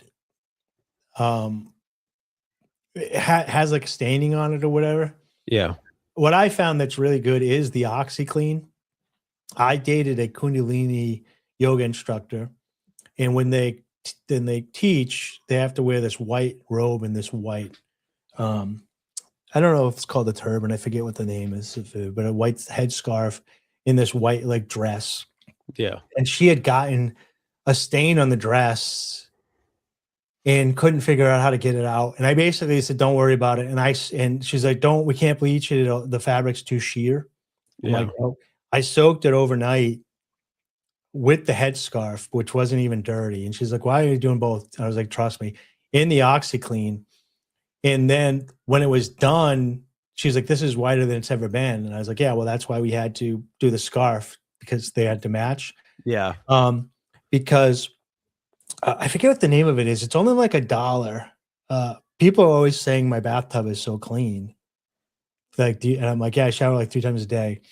There's this chemical. It's usually like the bottom of the shelf at supermarkets and stuff. It's like $1 or $2, chlor or something rather. You put it in your bathtub, you let it soak there, and it binds to the magnesium, and it binds to the lime and calcium. Oh, And okay. it pulls it off the bathtub, and then it's brand new white. So it's like a chemical bonding thing. So this thing you put in there with some water, and it just binds to it. Anyways, the point being, the OxyClean will bind to the organic material in that cloth. And then when you move it around the water, it's stuck to the organic material and gets released into the water so that the fabric is left alone. So if it's still alive, better at dealing with clothes. Yeah. So the two things I always do is hydrogen peroxide. Like if you ever shave, both of us are such avid shavers, and you have like a bleed and it gets on like your white collar. Yeah. You just hit it with the lead hydroperoxide when it's fresh, and it just eats it because it removes the live organic material. And if it's not alive anymore, the OxyClean will bond to it. But I was going to say, with any of those shirts, if you find something that you think's profitable enough, maybe you can do if you did a soak and wash in that stuff, you could get them to really pop. Yeah, Before I'm you gonna have to sell get them. some because I do actually have bunch of I have a pile of shirts to be cleaned with, but the not I've got to clean them like that rather than tossing them in the wash, like I've got Yeah. to, there's a little more effort I got to put in, but yeah, I do have to go to the bathroom. Yeah, go ahead. I'm gonna look up this stuff here on the internet. For sure. Everybody stand tight. I'll go full screen. Okay. Yeah. So everybody, this week I've been basically doing the gig work. So I have a list of 170 plus gig items that I market and help people with over on TikTok.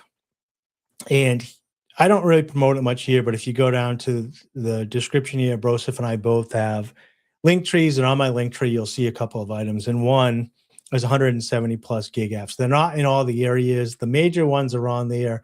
Some of the other ones are specific to which part of the country that you live in. They're either new or growing, and I'll be updating to that list. But I pretty much have a stack right now where every night at 7 p.m., I go on and I get a block last minute for the next morning when they're in dire need of blocks, and I get an Amazon driver block from 100 to 135 bucks. They've been closer to about 100. I immediately do the DoorDash rush in the morning, which works out to be about $35 to $50 an hour. And I usually work like 90 minutes doing that till that ends. I have the Instacart shopper app open where I can be selective during that DoorDash hot time, and I'll go and do that, and that's about $35 to $50 an hour for that. And then I still am paying for gas, so that brings it down. But it allows me to wake up in the morning somewhat flexible because, like, I on Thursday I wanted to do an 8-hour day of Claude coding, so I didn't sign up for an Amazon thing, and then what happened is I do that stack, and then by 11 or 12, I'm home. I'm up around 200 bucks minus gas, which I've been spending about 35 a day, which is down. The medical courier stuff, I had to tell them I can't do anymore until they increase their rates or add a gas surplus, a surcharge, and they haven't done that. So for that company, once a day now, Monday through Friday, I do a transfer from the pharmacy to the storage unit. It's maybe 15 minutes of work. It's an hour of time. I have to drive there, load the card, wait to see if any more orders come out. If there isn't, drive them over to the unit that's 5 miles away, fill the unit and go home. So the whole process takes about an hour. It's less than 15 minutes of work, and they pay me $50. So I'm staying in their good graces till gas goes down. So I got, 100 to 135 from Amazon first thing in the morning, 50 in the afternoon that pays for all the gas doing the storage unit.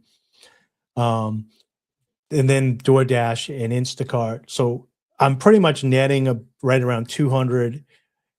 I'm grossing 250, netting about 200, working from getting up at 2:30 and getting home at 11 a.m.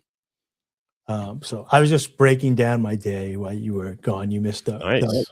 So then what I've been doing is kind of splitting my day into 2 days, taking a quick nap, refreshing, getting up, hydrating, eating a little bit, and then sitting down at the computer and taking care of work. But I'll tell you, waking up at 2:30, usually leaving the house at like 3.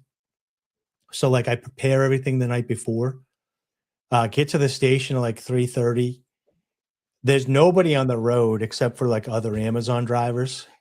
And then when you drive around, it would seem like it's scary, but I have a reflective vest on and then a headlamp. So when I get out of my car, I'll be like in the middle of rural New Hampshire, you don't even know there's a house there. You drive down this dirt road and you're like, no one's come out yet, but it's like, it is kind of crazy that I'm delivering a package to somebody at 4 a.m. right now. Yeah. Or 4:30. Once it hits about 5:30 and like the sun's coming up, then it's kind of more like, I'm just ambitious. Why are you sleeping so late? Yeah. The whole world's up already. You know what I mean? But prior to that, like grind. Yeah, so you're picking up at 3:30 to 4 a.m. So by the time you actually get to a property, it's like 4 to 4:30. So it's not that early. Yeah. So you got about like an hour of like that morning where it's like you're up too early. Oh, I have an interest. You want to hear a fun story? I was going to tell it tonight, but I can tell it here because you'll get this more than Dalton. So I'm in rural New Hampshire, and for the most part, people would be like, "Oh, isn't it scary? Aren't you going to get shot delivering Amazon packages at all in the wee hours of the night?" Haven't had a single problem up here. Of course not. And I've run into farmers and stuff, and they just assume that I'm up working like they are. They see the vest. I have the headlight, and it's like face down like this, so they see a package in my hand. Yeah. There's a lot of Ring doorbells, and I'm dropping it. Well, it's crazy because on Friday, I was in Manchester, and underneath me is Nashua, which has their own warehouse. And then in Massachusetts, Haverhill is the first Massachusetts warehouse that also has an Amazon warehouse. Well, I picked up in Manchester, and my route was in Haverhill, Mass. And I was like, why am I driving 45 minutes into Massachusetts? I should be going back home. Like all my routes have been up and near my house. So when I was done, I just drive 20 minutes home. Perfect. You know what I mean? Because there's no stations above me until you get into Maine or over into Vermont, but there's stations below me. So I'm like, mostly all my routes should go north. Yeah. Anyways, so I've been delivering in New Hampshire, no problem, but I get a delivery in Massachusetts, and I'm doing my first delivery, and I picked up at 3:30, and I got there at like 4:15 a.m., delivering my stuff. Around 4:30, I pull into the front of a guy's driveway, put my hazards on, I get out, I deliver the package, I'm coming back, and I see the neighbor in their car idling in the driveway with the blinker to come towards me. Yeah. But they're not pulling out. So I get in my car, I leave, and then I see them get behind me and start following me. So I was like, here we go. This Mr. Investigator dude, he's got everything figured out. Like, good old nosy neighbor. Here we go. Here we go. And I was like, it had to happen sooner or later. And in my mind, I'm already set up like, I get it. Like, it is a weird hour to be delivering packages. I didn't understand. And in his mind, he's got it all figured out. But it's like, packages are going to be delivered all the time at this time. So really, you're just oblivious that you haven't discovered it the one time. This is the first time you're seeing it. Yeah.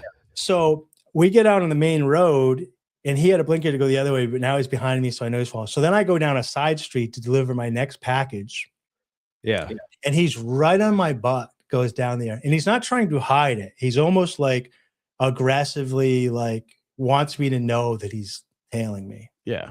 Typical Massachusetts behavior. Yeah, that's what I'm thinking. So he's being very authoritarian with me. So I pull over to get my next stop, and I'm like, just ignore him and just keep going on with your route. So I pull over, do my normal thing, get out. And as I'm like getting to my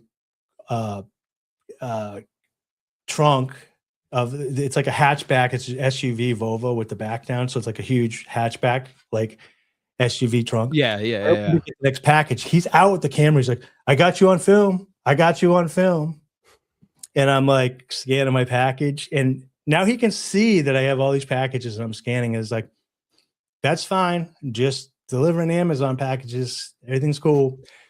I walk over and he follows me to the next thing where I'm whatever. And he's like, dude, I got you, dude. You were at my neighbor's house. What were you doing? And I was like, dropping a package off. Dropping packages off, dude. Like, he's like, anybody could get this in a Volvo, in a New Hampshire Volvo, in a New Hampshire. And he just kept repeating this like over and over again. So he's like, I'm gonna put the cops on the phone. So he calls the cops and has them on speaker, but he's still recording me. And I get back in my car.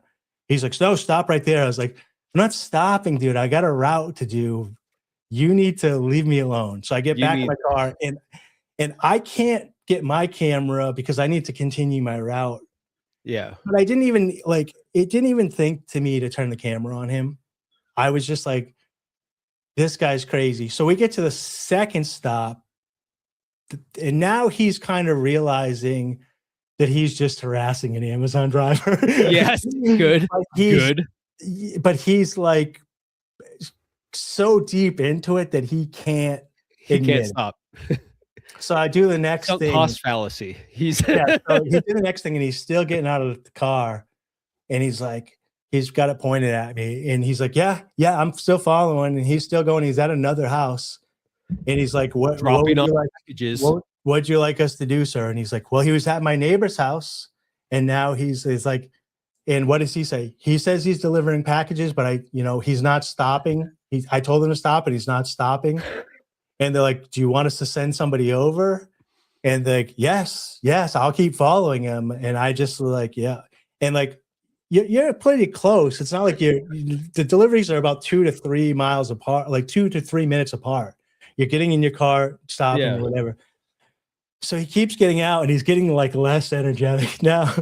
And then so finally he gets out, and he's like, well, I got the whole thing on tape, and the cops have your license plate. And I'm like, okay, have a great day.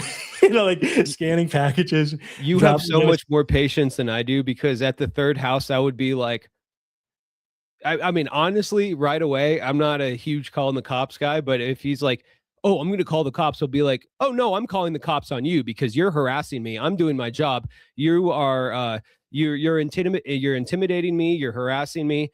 And you're being verbally abusive towards me, and I'm just doing my job. So I'm calling the police on you. Actually, I would beat him to the punch, and then after that, I would, if that would be if I was thinking clearly. If I wasn't thinking clearly, I would be like, I would use strong language directed towards him. Well, first, indiscriminate of his ethnicity, and then I would hone in on that. I used to do real estate inspections, and I would have to show up at people's houses, and they would get flyers, and they would forget about them.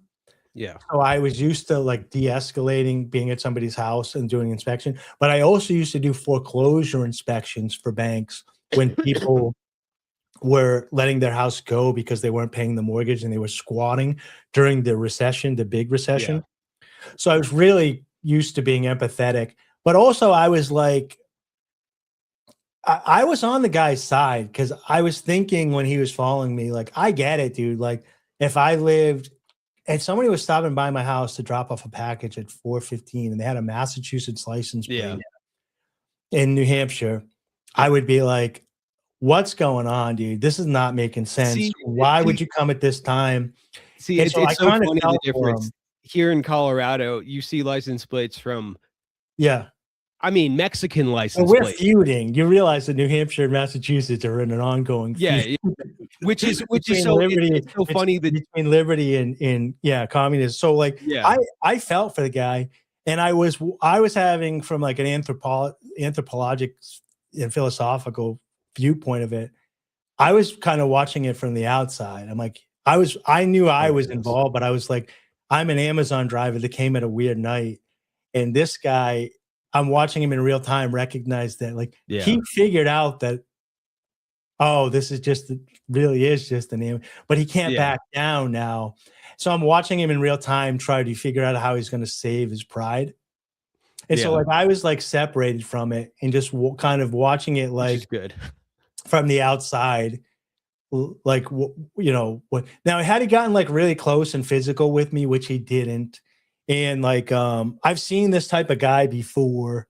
He wasn't like, he was a little bit shorter than me, but he was kind of like stout like I was. He wasn't like some skinny, like Prius driving, no offense to Prius, but it's like, so like this guy could do damage to me if he wanted to, but I could tell he didn't want to. He was just like in his fight mechanism, but he Yeah. wasn't going to harm me. I didn't feel threatened at any point. Like he didn't come close, like he's going to punch me or mace me or shoot me or hurt me. He was more like he was protecting his neighborhood. Yeah. But it was Which is just funny ironic. watching him recognize by like the third house when he's like got the cops on the phone and they're like, what does it look like he's doing, sir? Looks like he's delivering packages. It looks like he's doing exactly what he told me to. He's delivering Amazon packages. How do you know? Well, he's got an Amazon vest on and he's got a bunch of Amazon packages and he's delivering. You know what I mean? Basically what's happening. So in real time, he's kind of like recognizing that I wasn't lying to him. Yeah. And then it took him to like, because he's getting into his car and I'm getting back into my car and we're doing these little 2-minute pursuits. And then I'm pulling out and then he's getting out again with the camera. And so it's just funny. Like it's so early in the morning. There's no other traffic too. The roads, you can stop right in the middle of the roads and I got a lamp on, so I can't really see him because it's dark and he's got the light. So all I can kind of see is the light from his camera. And then you kind of get like night blindness because I have like a teepee of light coming down from my headlight because I have it face down into the packages. And when you turn it off, then it's dark and you can't like see for a little bit. And then you turn it back on and you can only see here and you can't see the distance. That's why pirates used to wear eye patches so that they could get used to the dark. One eye would be dark for down below deck and then the other eye they'd switch it. Yeah. Nice. Yeah. That's cool. Yeah. So, but it was interesting to watch in real time. I've never had an issue, but manifest destiny, because when I tell everybody I'm doing early morning Amazon things in New Hampshire, they're like, aren't you afraid that you're going to get shot or injured or whatever? Not New Hampshire. I haven't, but also like I'm wearing this orange thing, a reflective vest, a big light. The light's coming down on top of my package. When I open the rear of my trunk so that the thing's open, instead of shut it, I keep it open so there's a big light shining on all the packages. Then when I walk to the door and I drop it, there is a part of me like that I know is like a good biology mechanism, but like delusional. When I turn around, I'm like, well, if they're gonna shoot me in the back, this is when they can do it in the back right now. And then I shut the thing, and then I drive off. But like I said, I haven't had any issues. Oh, I had one guy that was kind of like in the city of New Hampshire, like a suburban area that I was delivering to. And it was like probably like 5 a.m. And it was just as the sun was rising. And he was up on a deck with the like lattice around it. And I came and he's like, oh, hey, who's down there? And it's like Amazon. And he was like, wait, what's going on? Why are you delivering Amazon so early in the morning? And I was just like kind of joking around. I was like, I don't know, bad life choices. And he was like, all right, you want a coffee or a water or something? And I was like, no, I'm all set. And I just like left. So he was like, he's probably in his underwear, like smoking a cigarette and got startled. And then when I was like, told him what was going on, he was like, oh, I want to apologize. You want a coffee or a water? Yeah. And I was like, we're cool. I ran into that type of thing doing pest control, like especially when we'd show up at the very earliest we could, 7:45. Yeah. Monday through Saturday. So, 7:45, 8 o'clock on a Saturday. I mean, even up to 9 o'clock, people aren't just awake yet. They're like, I mean, one time there was it wasn't even early morning, just someone sunbathing in their backyard. I knocked the door, rang the doorbell, and lo and behold, there's she had clothes on, but she had a bikini on, but she was like, oh my god, I'm like, sorry, just here doing pest control, and she's I'm so sorry, I thought I heard someone at the door, I guess I should have gotten it, Yeah, well, that's the thing. Even it's like all the customer service I've ever done in the past, people will ignore you, and they're home. Yeah. And then when you get in their backyard, they're like, oh, I got to go deal with that. And now society's become even more, hey, Tiff. Hey, Drew. Shout out Tiff. Shout out Drew. Shout out Drew. And West Coast getting up right now. waking up. What was I going to say? Oh, like, so like I'll drop off the groceries, for instance, and I'll say, leave at the door, take a photo. And the same thing with the DoorDash, it'd be like a breakfast order, and it'd be like an $8 triple shot latte and like a breakfast thing that I put out there. And they say, leave at door, don't knock, take a photo. So I do that. And literally I keep my sunroof open to get some fresh air. And I can hear them unlocking their door to come out and get it when I'm like in my car. Yeah. But if I watch the rear view mirror, they literally wait to like leave to open the door and get it. So I don't know if they're in their pajamas or whatever, but I just think that they literally is like, I don't want to be seen getting my slop off the thing. Just bring me my food. And yeah. Well, it's just funny. And I'm fine with that. I just think it's very interesting to like, they're right on the other side of the door. They're like, he's here. Right. No, I don't get food delivered, so I don't know. Cause I'm used to like, if you order a pizza, you meet the delivery guy, you say, thank you. And like, you're like, here's money. Yeah. Thank you so much. I appreciate you delivering pizza in the rain. My roommate orders food all the time. I think he just puts, leave at door just because it's convenient, in case he's like downstairs. Shout out Panda. But yeah, like half the time he's, half the time he's like up there chilling with us when he's ordering food. And then, we moved the living room to the front room because of the repainting that needs to get done in the other room. Anyways, but so we're right next to the front door. And so like, he'll be seeing his app. He's like, oh, it's almost here. Oh, okay. And then, he'll go up there and, sometimes catch him and be like, hey, thank you, but for him, it's just convenient. So because, specifically our doorbell, you have to press down and hold it. Otherwise, fashion. Yeah. Yeah. Well, and I mean, it makes a ding noise, but you have to hold it down. It doesn't. If you only push it once, then sometimes it doesn't make any noise. It'll just make a short one. Yeah. So that's why he does the drop. Well, I see it a lot. I get it. That's part of the service that they want. And like I've had Instacart orders where it's like, I was like, this lady's like, don't knock, don't make any noise. And she's been communicating with me. And it kind of seems a little bit rude in the app. But then I get there to drop off the stuff and I see like a double stroller outside. And like, oh, the babies are sleeping. Yes. So like it makes sense now. Yeah. Or you see the sign on the door sometimes with pest control. It'd be like, maybe one of the spouses works night shift or something, it'll say like, please don't ring, we work night, sleep during the day, work nights, or, it'll say baby sleeping, and that was side note. That was always one of the best things for doing pest control, because then I just, you don't have to text, you don't have to talk to people. I just send them a quick text, be like, hey, saw the baby sleeping sign. I'm here for your service. And then just, you don't have to talk to anybody, but yeah, no, there's a variety of reasons. I saw that real quick. I just saw the question Panda put down. I was just going to pull that up and go over this if you want. Yeah. So you can give your spiel first and then I'll, so is there any specific gig work you would prefer over anything or would like to break into someday?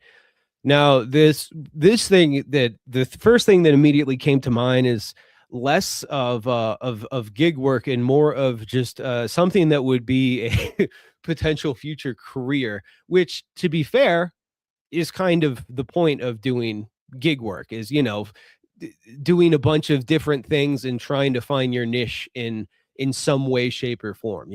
Like for some people, for Chad on GigTube, his niche is great at cranking out this specific gig work. Now, where I'm going with this is what I found out recently in jewelry and stuff, is, on top of the reselling, sometimes you get jewelry that is a little bit messed up. What are you going to do then? Probably take it to a jeweler, right? Well, you could do that, or you could fix it yourself. And that's something that I've been thinking about doing recently, is getting into first, jewelry repair, and then into silver smithing and, jewelry making and stuff like that. Because which, you could call it, that even could just be some kind of side job, gig work or something. because plenty of people do, little repairs and stuff on the side. But one of the things that made me think about this was, Buddy and I were watching some Forged in Fire clips, and guys making swords and knives and crap like that. And I was like, wow, huh.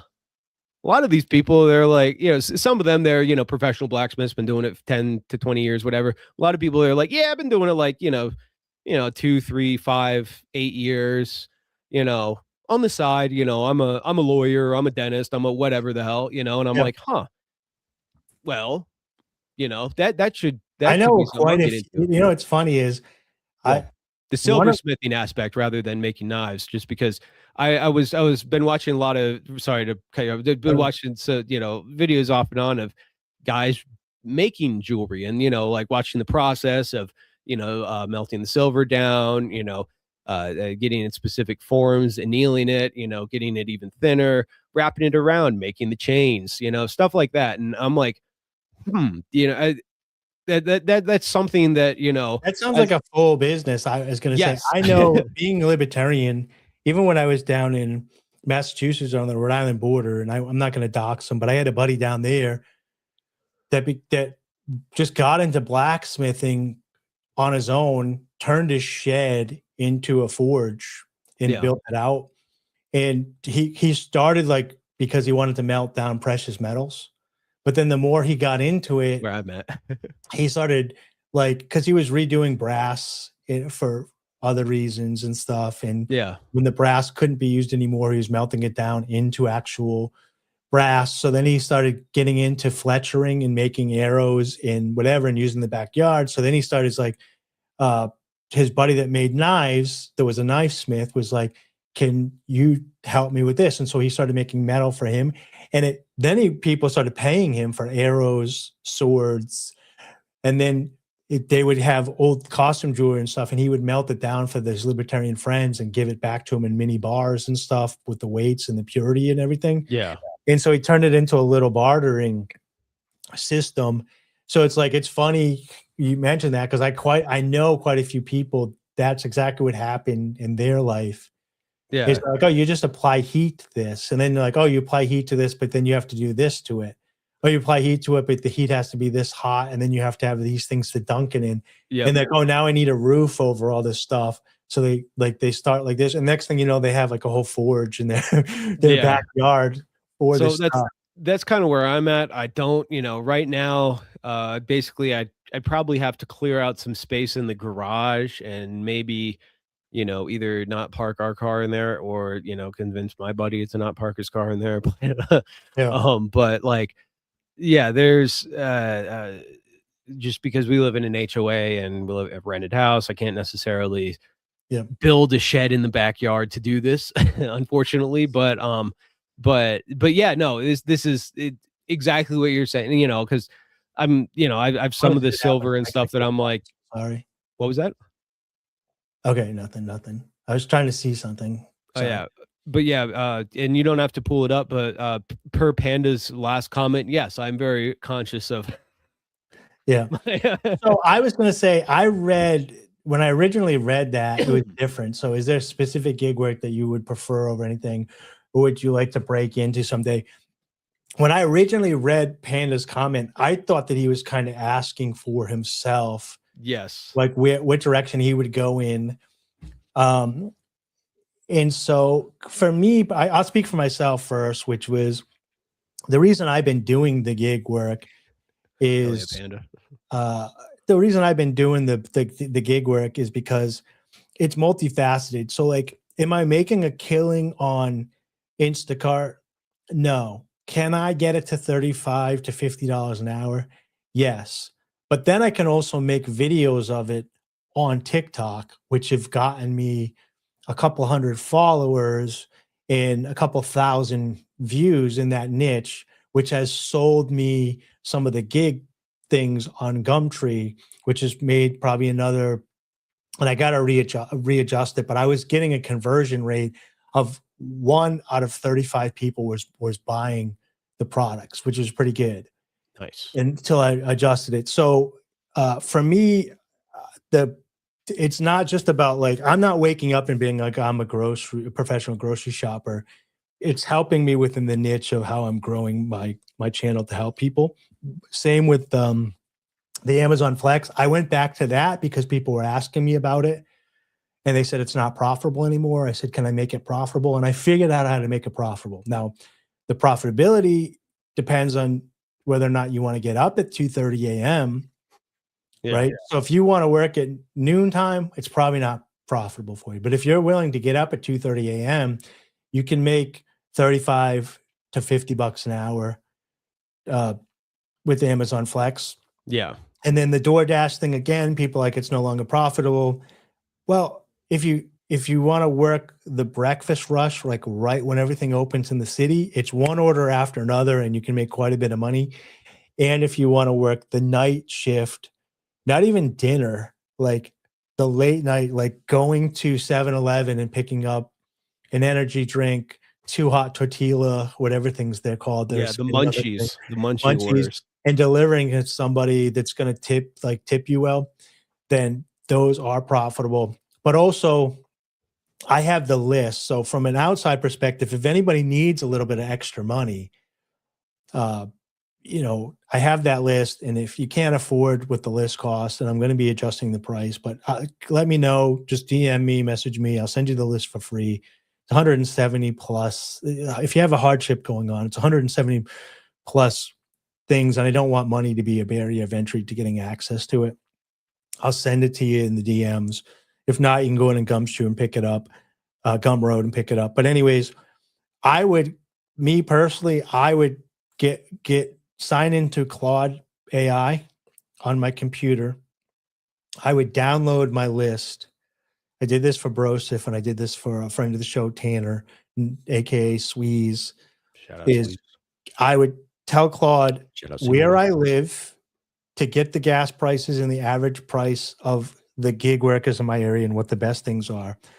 And then tell it what car I drive, make, year, and model. And then say, hey, I'm going to upload a spreadsheet here that's got all these gigs on it. Here's what I need. Here's the capacity of my vehicle, the cost of gas, what I personally want to do. And here's a 770 gigs. And then ask Claude to create a plan for you of what you should do for these side hustles. And it'll go through and say, your vehicle's too small for this, that, or the other thing. So here's your things. Yeah, like when Dave did it for mine, it was like, you probably can't do Amazon Flex. I got a VW Bug. It is a hatchback, but not a ton of room in there. But you can still do other orders, like you could still do Instacart, you could still do blah blah. Anyways, I'm actually this is down the road, but I'm gonna turn that project into an app with Claude Code. So basically, people could get it, put that information in.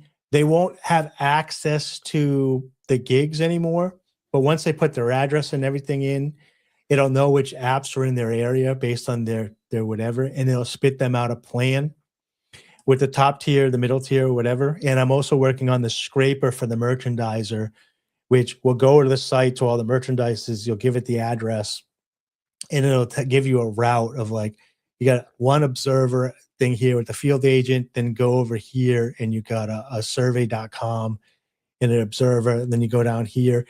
Because that's the other thing that I've been trying to work in is I did a couple of I can end the story on this. I put it up on TikTok, but I went to do an iView It the other day. Yeah. Which is a survey app.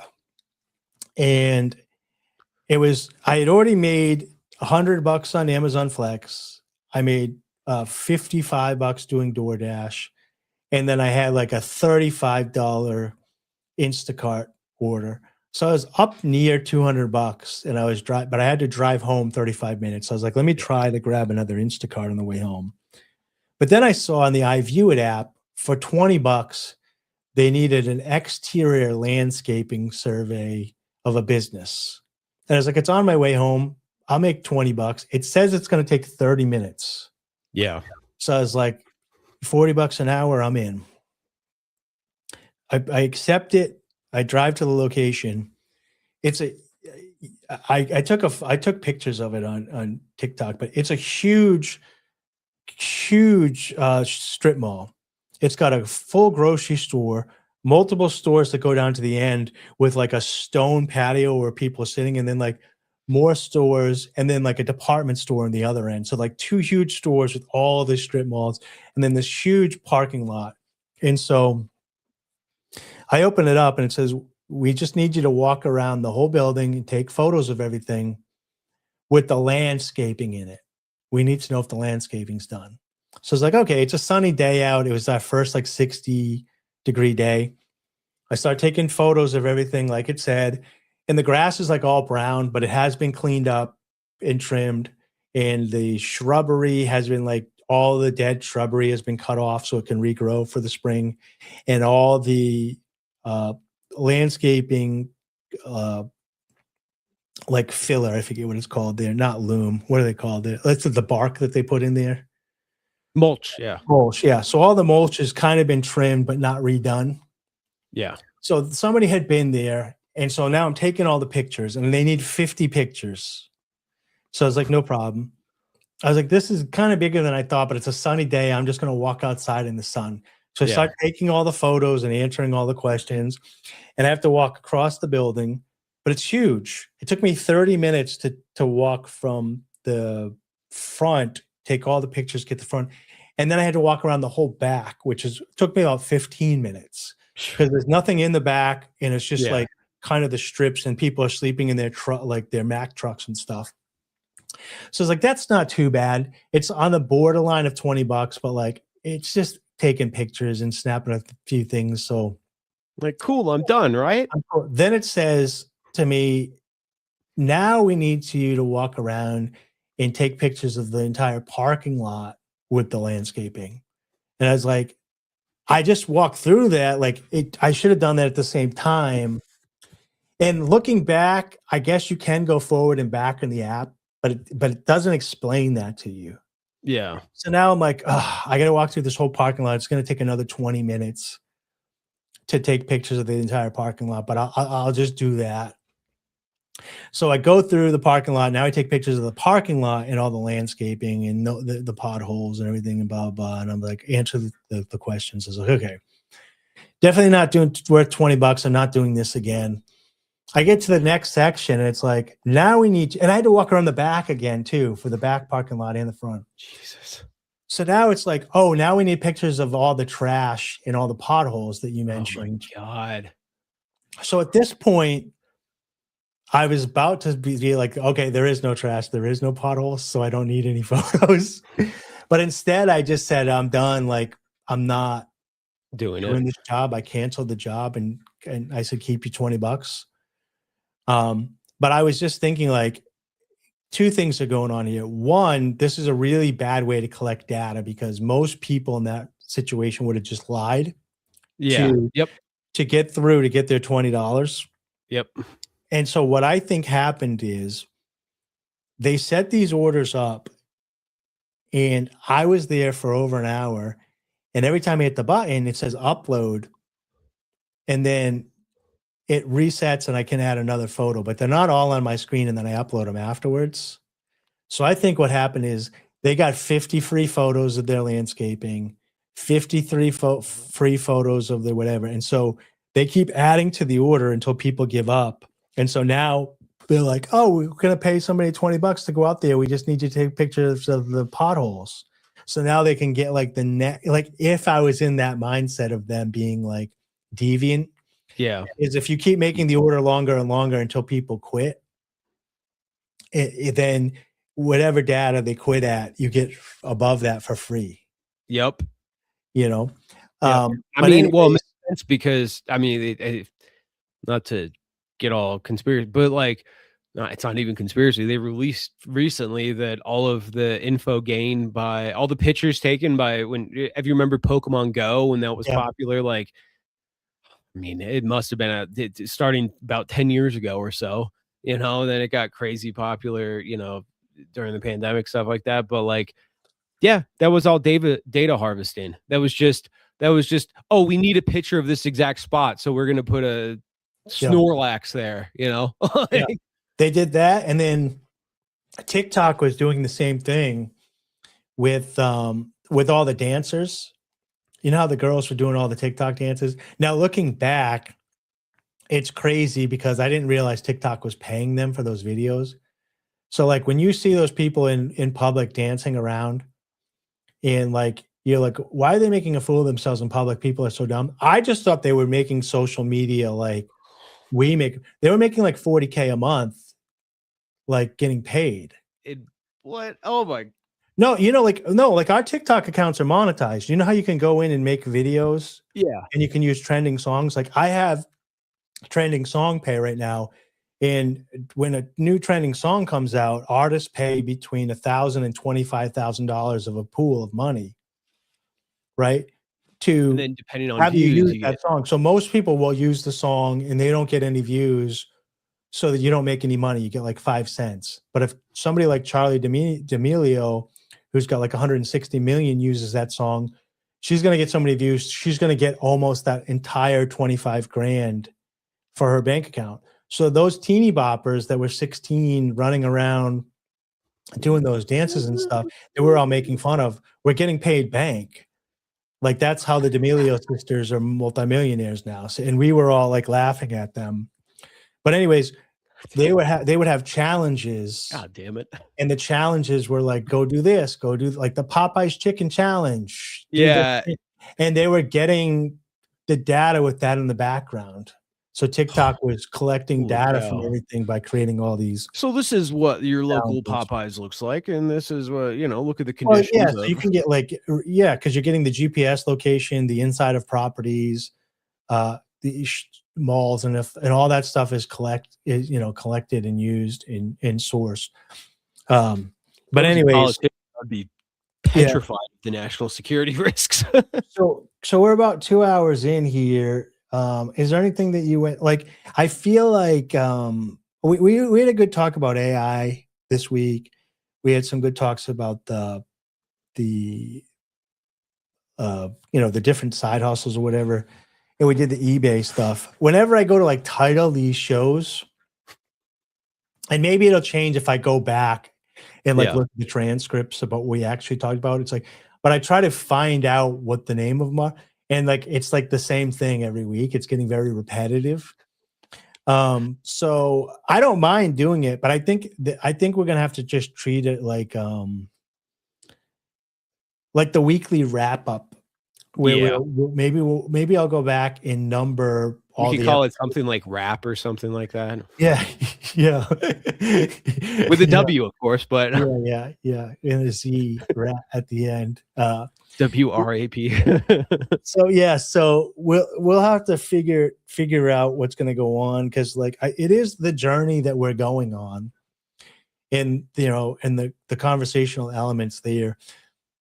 But I want to go back, and I'm setting up some systems now, and maybe I'll do it today. I have some time today.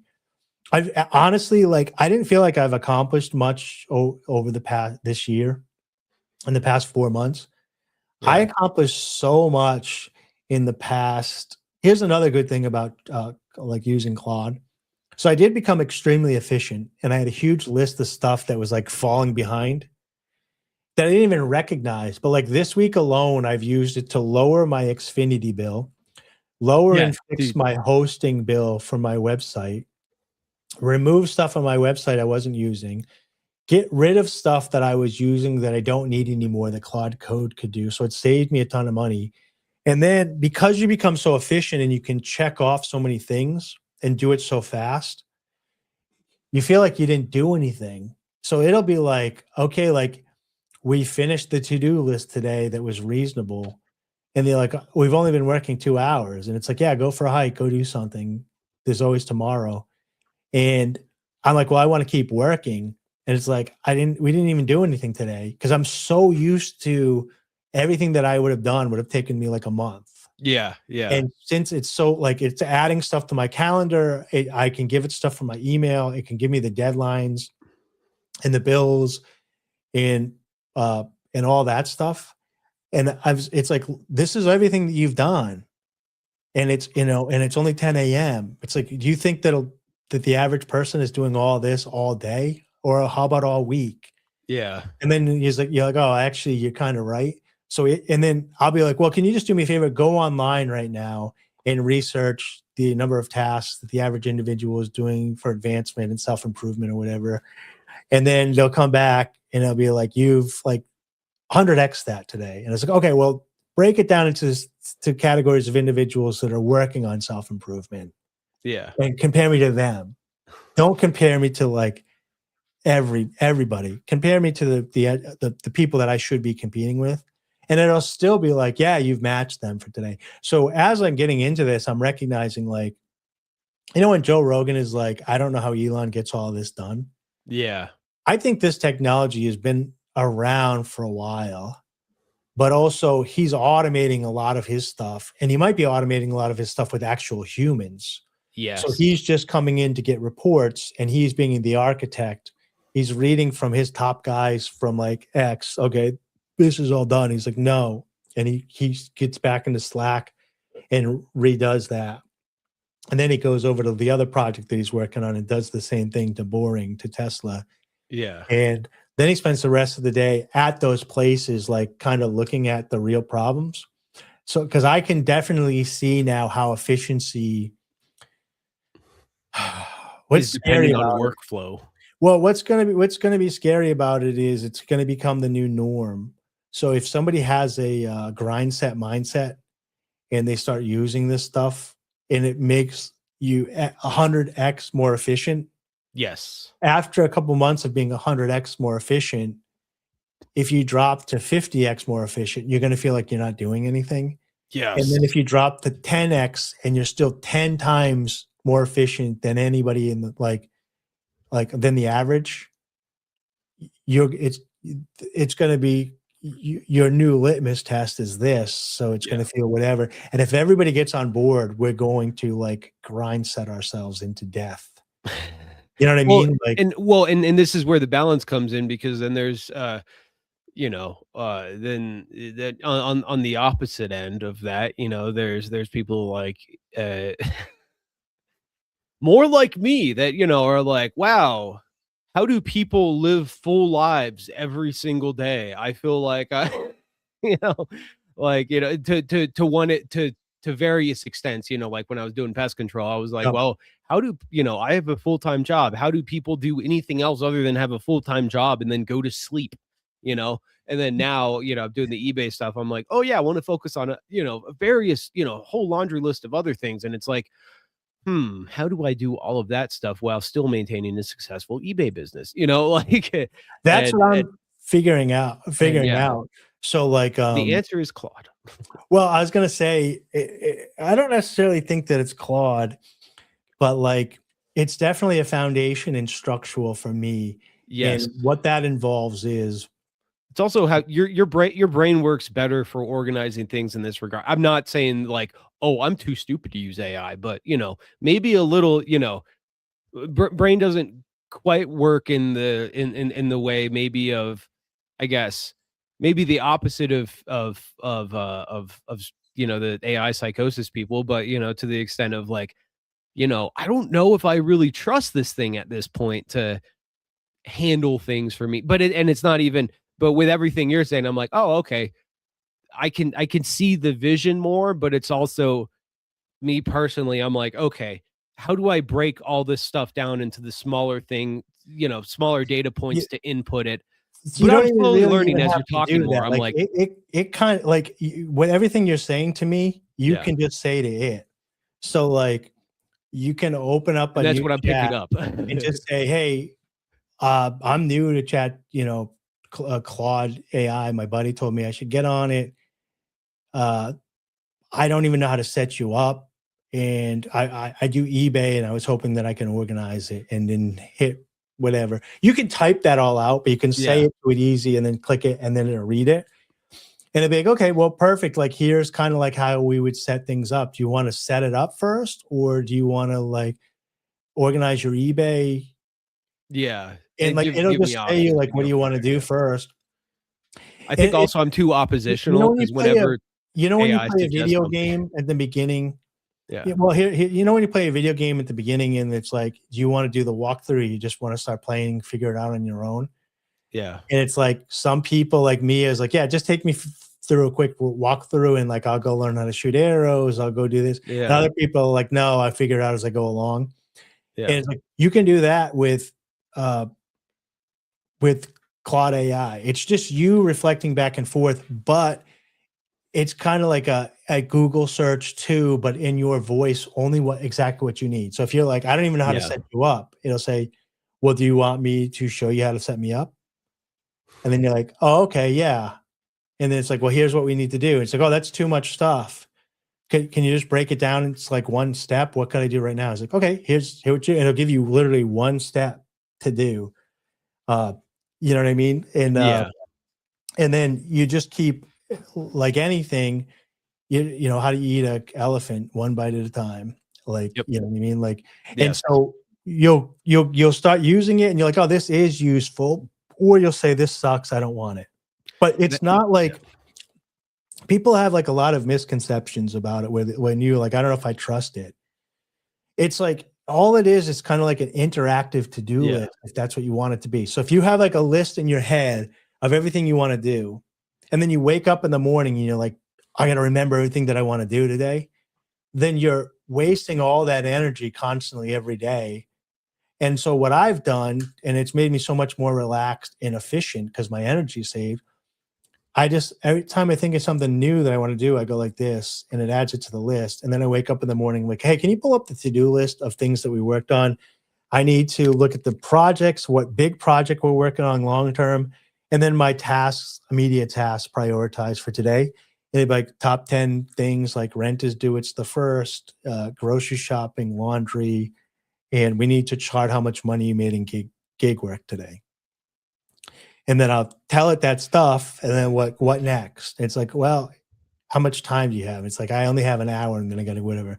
Here's some tasks we can do in the next hour that are on your list. Now it'll forget some of the stuff and you'll have to go back and remind it. Yeah. But you forget some of the stuff too. Yes. And you Yeah. have to, you know what I mean? Yeah. And so if you like, so I if guess you my just- my lack of trust came less in like in that regard and more just because sometimes like when I'm with I guess maybe it also has to do with a very specific knowledge, like specifically of jewelry and stuff, because sometimes it'll say, oh, this is sterling silver. And I'm like, nope, it's not. Or, you know, it'll say, it'll here's say, the thing. You're because you're using Google as the authority. yeah. And that's, So I think Claude that's part of the Code, thing. you're the authority and you're just taking little files. You know, in the Matrix, when they plug the files into the back of, Yes. and he learns like karate. Yes. Yeah. So with And you, so with, if yeah. you wanted to know what the thing is, you would create a skill for it. And the Yeah. skill would be like how to tell us something, what metal something is. And you would create a document of all your knowledge on that metal. And so every time you took the photo, it would go down through that break list of that you've given it. And you can even say, and if it doesn't fit any of this, I need you to tell me you don't know or can't determine it based on the whatever. Yeah. So that it doesn't lie to you and say, give you psychosis or hallucinate or pretend to make you feel good. It'll just go through your protocol. And it's like, okay, your protocol of these 10 things that you gave me, it has these 8, which leans me towards believing this is silver. What I need from you is a weight right now. Yes. So that I know if it's sterling plated or actual silver or whatever, because you're, you know, I don't know, I think a better way, but like you're in the meatverse and it's in the metaverse. Yes. So Yeah. like Yeah. it's you know, remember in Poltergeist, I don't know if you're too young for this, but like the little I girl never gets saw sucked it. into the TV and they have to go in and rescue her. And so the guy ties a rope around his waist and climbs into the TV and he finally gets her and they pull him back out. It's like we're communicating into the digital realm a file of your brain and making it digital so that you can like not have to like go through that checklist. And it kind of takes that off. So you can use that energy to create another checklist. And then sometimes we forget stuff that we know that's on our checklist. Yes. Yeah. Once it's on there, we'll never forget. It never forgets. Yeah. So you're becoming more of an architect with the Google, like with the Google Glass or like the Google search thing. You're saying, I don't know. Let me give the authority over to Google. And then the Yes. Google's coming back, it's saying this is what it is. And you're like, no, that's wrong. Yeah. Yeah. But then you can't go into the Google files and change it. What's great about Claude Code is you go into that file and you redo it. Like my files right now are different than other people's files. But if you go into my main Claude node here, I've not only created like a Claude MD file, which is basically my protocol. Here, I can pull up some of this stuff here and I'll show you what it looks like. If you want. Oh yeah. Oh wait, I have to actually share it.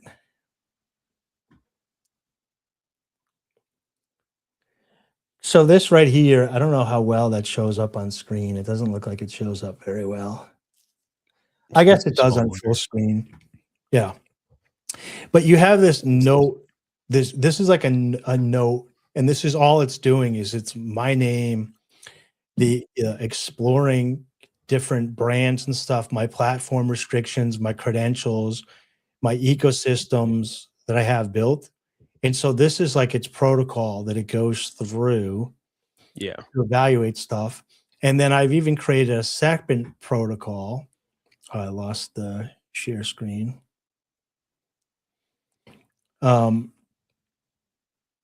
That because you can put anything you want. This one's called Wisdom MD, and it's just another document. So when it goes through this document and it's got to evaluate, explore, and implement, and then check the validity of it for wisdom, it kicks it over to this document here, which is a wisdom framework.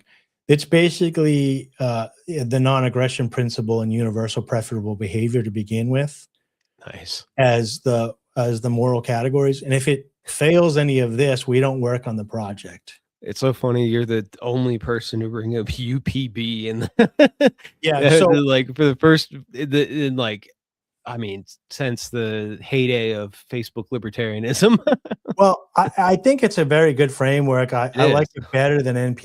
And I'm actually in the midst of, for a while now, and with Claude, I'll be able to do it faster, is I'm rewriting UPB because it is open source. And Molyneux said that he doesn't believe in intellectual property. I'm rewriting it for animal and plant life as well. So it's not so human centric, and maybe AI will end up in there as well. I don't know. But probably not, because it's not an organic framework unless they start putting AI into stem cells, which they're working on. But anyways, so I have this moral framework, and I'm actually working on something right now where Claude is going to be pulling the transcripts from my videos. And when I get a full transcript there, I'm going to be rewriting this particular moral framework in my voice. So it'll have not just these two generic things, but some more in-depth principles of morality that I'm learning. So instead of just AI, it's going to also have artificial wisdom built into this stuff. So like nice. I've already had business models that I tried to pull up. For example, land flipping and property flipping, right? Yeah. I have them on business projects. Once I went through the research and once I went through my moral coding, it said that 80% of the land that gets flipped gets sent to developers that work with hedge funds. And 80% of the properties that are getting resold to hedge funds for wholesale flipping nowadays, like BlackRock or whatever. Yeah. And it didn't pass the morality test because the money's coming from those corporate entities. And I didn't have to put those corporate entities into my thing. It understood that once it goes through its framework of government and taxation and using force or whatever, that these companies rank higher in immorality. So they got pushed down as a priority in my business list, and other ones got a higher morality ranking. And so like I have scalability, like how much, like you can make money off it, which is just cash inflow. Scalability, how much money can you make off of it long run? Like where does it cap? Yeah. But then the morality aspect of it is like, okay, you can make a shit ton of money, but like, are you evil while you're doing it? Yeah. Yeah. And so I've worked all that into these frameworks here. And what's crazy is, like, I've actually had a lot of devs reach out to me now uh, because they're like, dude, literally, I'm in this industry for a decade. No one has even thought about putting morality or wisdom into the stuff that we're working on. And I was like, you don't say. Have you not watched the Sam Altman video? Yeah. Yeah. Right. Yeah. Yeah. Have you never heard Peter Thiel talk? Like, Yeah. Yeah. Like it's not really like rocket science, but like I said, it also my original talk so when you put together a personality and stuff and you go back and forth and try to build the personality for your Claude, what you're really trying to do is condense your personality. So when it makes decisions from the data that you put in, it goes down and understands. Like for me, it's like, oh, Dave's vegan. So when I'm saying, hey, make a grocery list of some proteins I need for tonight, here's what it doesn't recommend anything that's non-vegan for me. And I don't have to tell it to do that. It knows Yeah. it from the protocol of who I am, that I wouldn't create a grocery list with that stuff on it. So like whoever you are and whatever you do, like if you're playing video games for a living and you have an Xbox and you say, what's the next best game? It doesn't this is a bad example now that the console wars are over, but like it's not going to recommend, if you're a PC player, it's not going to recommend an Xbox game for you, like because it's built into your original coding. You know what I mean? Yeah. But anyways, I'm trying not to get too far into it, but I really do think that we need to take control of these aspects. And anyway, so what I would say to people, and I said this, a lot of people probably like, AI is not for me, and that's fine. I'm not saying it's for everybody. I would recommend downloading and playing around with it a little bit and see if it can help you. And if you like it, keep using it. If you don't like it, delete it. But like if you're a lot of people just think it's just like making movies and clips and video slop and stuff. Yeah. Yeah. But it can help you organize ideas, it can help you brainstorm, it can help you build stuff. If you're already working on something, like Pandatron's in the chat right here, Indians in the chat right here, they're both content creators. You can go and get pre-made development content creation SEO packets that big people that really understand YouTube or whatever have already created these plugins. And you can put those plugins, they're just like mods for a video game, into your Claude. And now when you're talking to it about these aspects, it's already got the skills set up that a professional created. So like when it's giving you information about how to SEO a YouTube video, it's got expert knowledge already built into its skill set to help you do that. It's not pulling from all data on the internet and trying to guess. Yeah. You're Trying plugging those files directly into the thing. Yeah, like if you're going to try to create a sales team, you can go on and get like Alex Hormozy, who's like one of the top sales guys, blueprint from his videos and transcripts, feed it in, and it'll create you a sales team based on like his strategies. You know what I mean? So you get to like kind of like borrow and steal from everybody to create what you're working on. And so everybody's will look different because everybody is different of what the tools they need. So, anyways. Yeah, no, absolutely. So I guess we've gone way over as usual, per usual. As per usual. What are you working on this week? Do you have any? We'll end it with trying to figure out what, give yourself a little accountability. What do you want to work on this week for everything? So just to recap, I have been doing a lot better at posting every single day, and I have seen a difference in the sales. And so I'm going to keep doing that / holy cow, cat hair. Continuing to schedule things if I'm not planning on posting things, which I may probably do that specifically more so this week, due to the fact that, like I mentioned, I do want to dig a little, start doing the TikTok videos again. Um, so the one big thing is I need to do better at being more disciplined at planning my days and allocating time to specific things. Cause at this point it's kind of like, well, all right, yeah, I'll do this right now.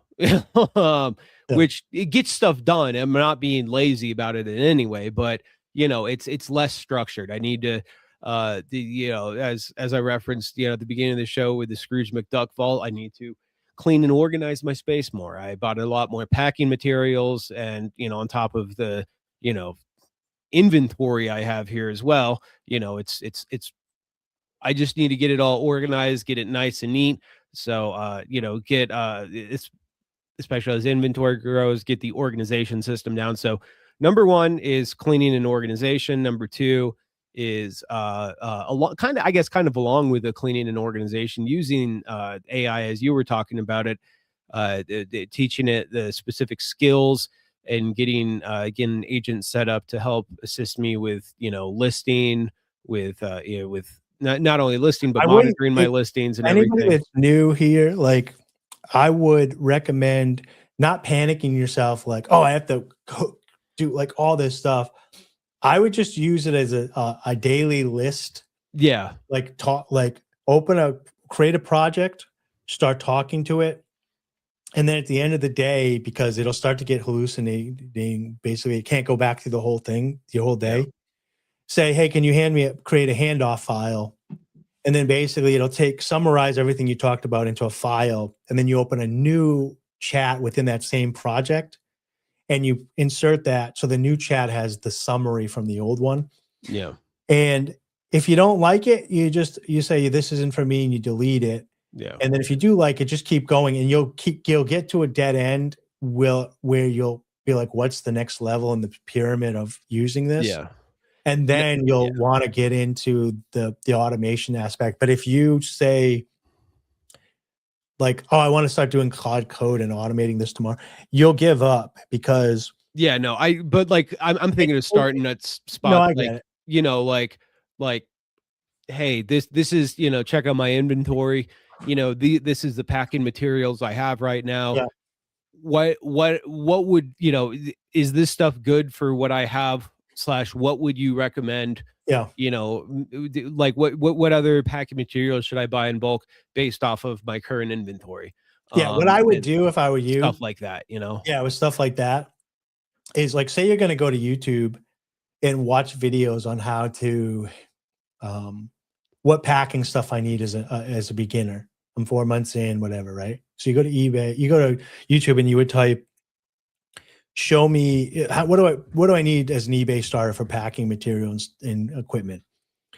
And you go to eBay, and there'll be like 20 videos, and so you could sit there, and they're all 2 hours long, and you could spend 40 hours of your life, or you could get YouTube summary transcript, which is a free extension, and copy this entire script and give it to Claude, and you can put up to 10 of them in there and then hit enter and tell it, hey, here's 20 scripts from 20, give me the and it'll go through all of them and create a summary for you. But then it remembers that. So then Yeah. you can ask it questions and it'll use that as a database. And you've just taken information from 10 to 20 people and given it all their knowledge. So you don't have to watch the duplicate. Yes. And then you give it what you have, and it'll say, oh, the only thing you're really missing is like a tape dispenser. And if you don't need it, then don't even worry about getting it.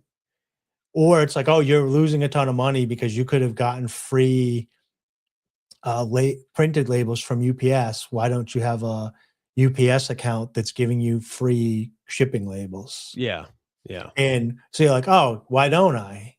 And then you can either do that right then in the moment or say, put that on my to-do list for tomorrow because I got to go to whatever. And then if you give it access to your Google Calendar, you can be like, actually put that on my calendar for tomorrow. Yeah. And then it'll put it on your calendar for tomorrow. Yeah. That's, yeah. So Very convenient. Yeah. But I wouldn't, if you go too deep too quick, uh, you'll end up freaking yourself out and become overwhelmed, because it's like anything in life, you got to progress upward. You know what I mean? Like you have to start, like Yes. you're playing a video game and somebody just handed you their level 60 warrior and like, go raid with this. You'd be like, what? Yeah. But if you built a level 1 all the way up and understand the gear and the gems and whatever analogy Funny you the can use. video game analogy, but growing up, that was just being Mormon. That was the Indian. But that was just the analogy of or not even analogy. It was just the reality of life. Growing up Mormon, it was there's such thing as eternal progression, you there's a base, a foundation, you built upon on this earth, and then you build that, and then when you die, it's not like, oh, heaven, that's it. Woo, I'm good. Oh man, I can relax and do whatever. Right. No, it's yeah, no, there's still responsibilities in heaven. You're still, you're now in heaven, you have your physical body and your spiritual body, and it's in a more perfect state. And now, perfect, you can continue doing the Lord's work for all of eternity. you know Yeah, and but it's building the mind, but the core to that is like the mindset of, and not just, oh, I get my own planet, and oh, the greed of it, but the mindset of, the what, as Mormons say, with an eye single to the glory of God.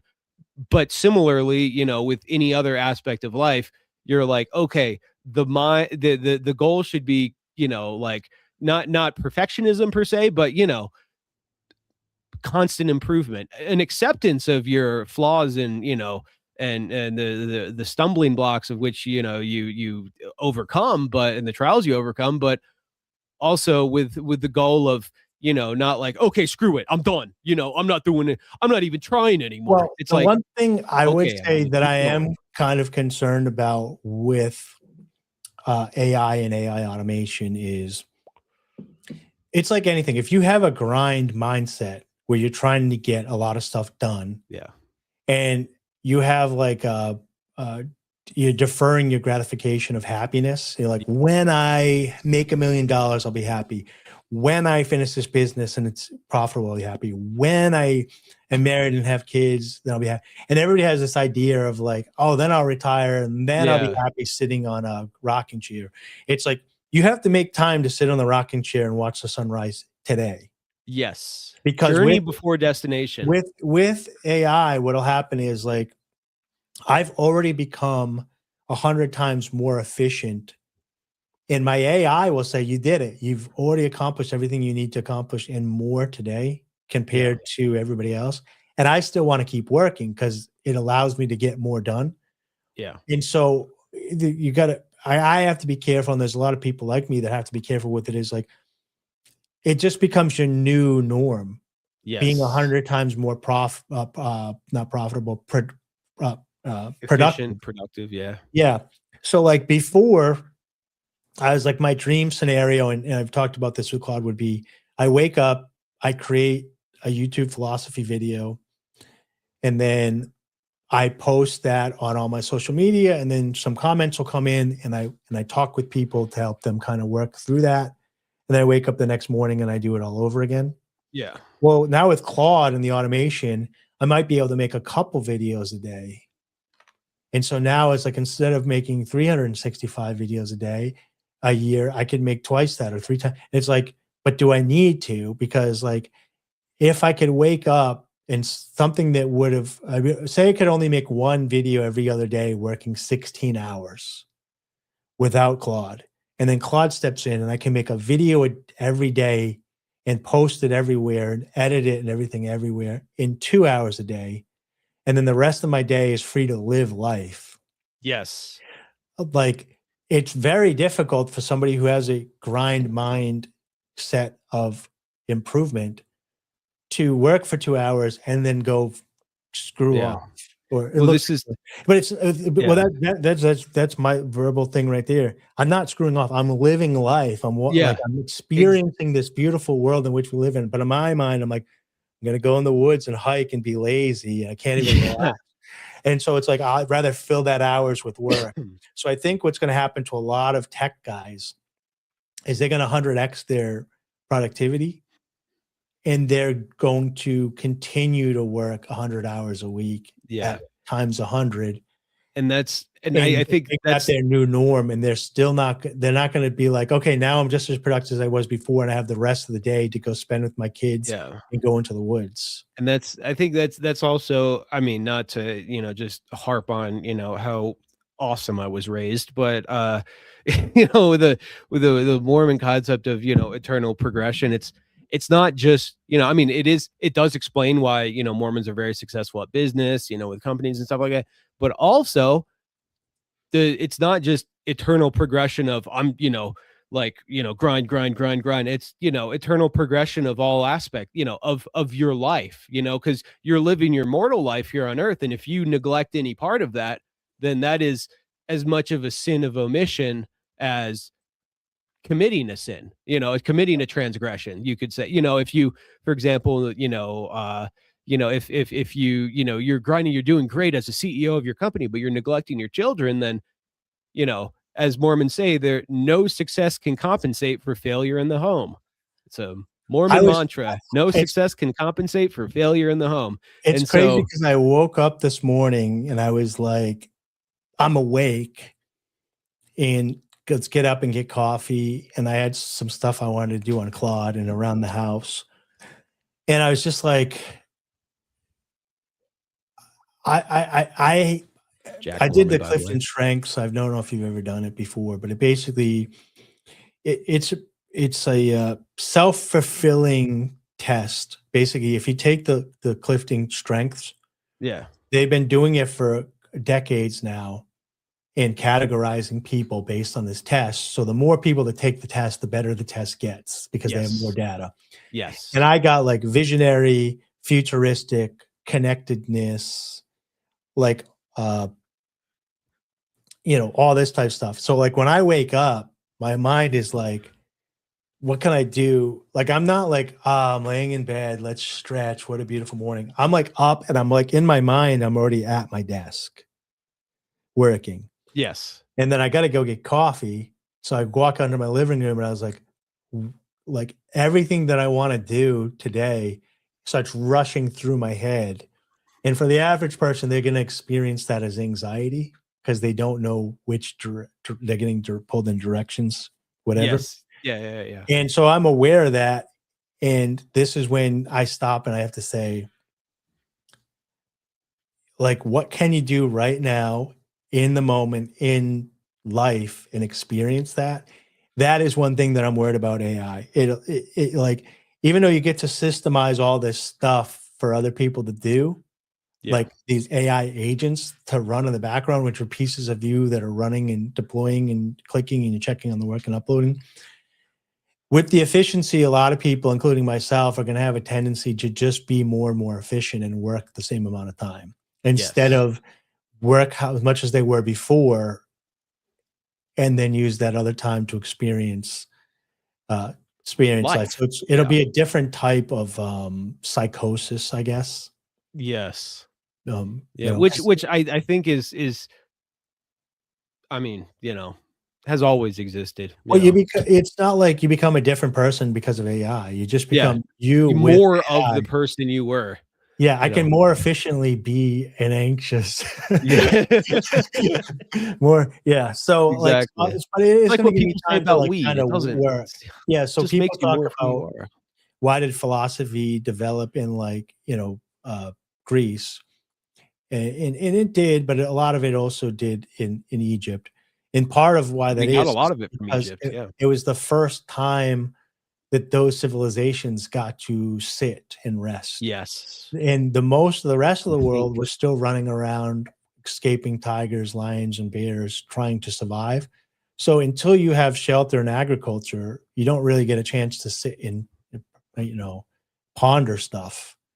And then the other end of that is once you become super efficient, you'll get so busy on the vision of efficiency that you forget to ponder ponder stuff. So yes. Yep. Yeah. No. anyways, Yep. so the point of all that being is, I do think that everybody could, you know, uh, it's just a calculator to me. That's all it is. It's just a very powerful calculator, and it can calculate other aspects of your life for you. And if you're Yes. interested in having a quick way to like calculate other stuff in your life, then I would suggest, getting involved with it. You know what I mean? Yes. And it does all Definitely. sorts of things like, we've talked about a lot of masculine things today, but I mean, I could easily see it. People could set it up, huge social calendars and events and understanding. You can create whole LLMs of what your friends are like, so that when you're trying to come up with a gift or a plan or a date or whatever for them, you could interact within that database to be like, oh, you know what I mean? Like, because and it's like, oh yeah, back on whatever when you were hanging out with Lisa, she told you she was thinking about going to this museum, and so like 3 months later, like you can kind of like pull that data back up, you know what I mean, and make plans revolving Yeah. around that. And make cute dates. Yeah, you know what I mean. Like so, people Yeah. could use it for their social elements of anything like a business plan or whatever. So, all right. Ooh, yeah. I'm done ranting about AI. I needed to regurgitate all that stuff because I've been entrenched in building all these tools for the past week and a half, 2 weeks. And you're going to maybe get into it, and you're going to keep working on Yes. eBay this week. Any questions, guys? Please put them in the comments. If you've watched this far, we love you. If you watch this far too, Panda's getting ready to go on live. Shout out. He goes live after the show. You can also see me tonight, 8 p.m. Eastern Standard Time, every Saturday Night Live with Dalton Pruitt on Corn Fed with Dalton Pruitt. Pandatron goes live in the afternoon after us with the pre-show. And then every Saturday, you can catch me and Broseph here on the Right Ideas, where we go live, usually around 12 p.m. Eastern Standard Time. If I start SEOing these videos and they get some more hits, we'll be more fine-tuned. But family comes first. So when we have other plans, the show comes second, and personal plans come first. And Broseph, where can people find you? Broseph Smith 420 on Twitter. Wow, that was loud. Sorry. And also on eBay, Broseph Smith 420 is my store. Yeah. And then Tuesday nights. Tuesday nights Looser Cast with Leighton, Tyler Yankee, and Toad. And last week we had Drew as a guest, and then next week we'll have, I think, someone else as a guest. I'm not sure. And then we got our link trees in the bio, and a couple people have been nice enough to go over to Broseph's eBay store and purchase some stuff. Yes, so if you want to find his eBay store, click his link tree below. His eBay will come up. It'll probably be hidden near the bottom and stuff because it's not very well. Because I haven't updated my link tree yet. It or whatever. But you'll be able to find it with a little exploration. Get on his eBay and start buying some stuff. So yes, have a good weekend, everybody. And some of you are celebrating Easter this weekend. Happy Easter. Well, happy Easter. And we will catch you next week.